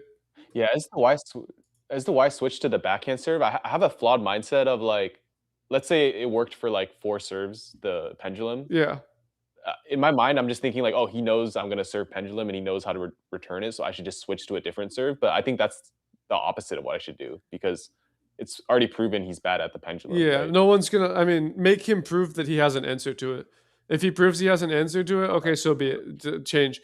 But also, like, you can stay on the pendulum and still give slight variations and just stick with that serve that's been working because you know that he doesn't like it. If he has to respect that you can serve to more than one location, then it's always going to be effective. But yeah, the net was unfortunate there. There's not much you can do against that. He had like quite a few lucky points during the match, which I think without those points you probably win it. But that's just part of the game sometimes. Right. I mean, I also missed a lot of like, I mean that same loop where I just looped it out. I should have adapted, as you said. So it's kind of like a consequence for not adapting. The 45-point loss. Someone says, when is the in-person coaching? Dude, I need to fly out there, man. Yeah. Because Willard is over there as well, I feel like. Yeah, we have a whole bunch of players in like the 2200 range. There's a lot of us. It could be cool to like fly out there for a tournament and then get a lesson with you. Yeah, we've had Interesting. people do that. We run one tournament per season. So we just finished our summer open. We'll have a fall open probably right at the beginning of fall. Plus, we'll probably have like another tournament at some point as well. So Is it on? Okay, I see the summer one on. I'm not on Omnipong. yeah, we put them on Stadium. I think that's normally where we publish them. Okay, okay. So you recommend? Is it worth coming out? Is it like a 1 or 2 day event usually? Like, is it worth flying out So from Seattle? I will say, so our tournaments are our club is small, so Mhm. the playing conditions are not going to be what you're used to at like the U.S. Open or even your club. The Right. ceiling is low, like the ceiling's like as low as it might be in your Okay. house or your hotel. Um, Mhm. it's humid and the courts are a little bit small, but they're not bad. We normally say if you can play at CITTA, you can play anywhere. Like anyone that plays at CITTA and then plays at another place right after has amazing tournaments because it's so hard to play at CITTA. Mhm. Mhm. But that's also normally like some of our events are just like you get a group of 4 or 5, and then if you don't advance out of your group, you're out. So Oh, it okay. might be Okay. rough flying all the way for a tournament unless you get out of the group. Um, but we might actually. So I'd have to see. Yeah. um there's another venue. It's not like a club. I think there's just like a space we can rent out, and we're planning on running a bigger Mhm. tournament there, which might be a giant round robin format. Um, Oh, okay. if we That's do definitely worth that, I'll flying let out you know for, I because think. that would be like probably a group of 4 followed by a group of 8 followed by a single Okay. elimination. Okay. So it'd be guaranteed a lot of Single matches, and that's elimination normally the best type of event. and matches. Okay. Yeah. If you guys run that, I think I can fly out, and then I can meet like you and Willard in person. Yeah. And then if you have time, I can like pay for a lesson or something in person. Yeah, William and I go way back. That'd be We cool. played on the same team together. I think back in 2017 or 2018 when we were both learning in the Yola teams. We both used to live Oh, shit. in the same area. I was in Northern Virginia. He was in I think Maryland, and then we like didn't see each other Oh, for nice. years. And then suddenly he moved back to North Carolina, or moved to North Carolina. Oh, nice. Yeah. No, I was actually surprised that he was in North Carolina, and then you guys were at the same club, Yeah, and also Brian Pace is at your club too, apparently, yeah. We've according to your got website. Brian. Then obviously Jishan's right in the area. Um, Right. then his wife, who's like 2550. Yudi, who's like 24 something. His wife's 24 something. Well, we got so many Hmm. players. Shamail is like Pretty stacked. 2200. Jacob 2300. Yeah, I feel like it's like a pretty stacked scene over there. It is. It's not as good as it was in the Triangle days, but it's still good. And we're UD, who's the owner of Yeah. TTA. His lease still has some time on it, but once his lease is up, he's planning on moving to a bigger facility, or at least trying to. We'll Oh, probably have nice. a big club again. Right. Right. Cool. Cool. Okay, I know it's like super late for you, and I have to grab dinner. Yeah. So I don't want. Oh, But I so appreciate you staying on. for the tournament tomorrow, when you go into your match, do you warm up before your Yeah. matches, right? Like you get a good warm up in. Hmm. Yeah. Yeah. Yeah. I try to. Okay. So I would just say don't change your rubbers before the tournament. Hmm.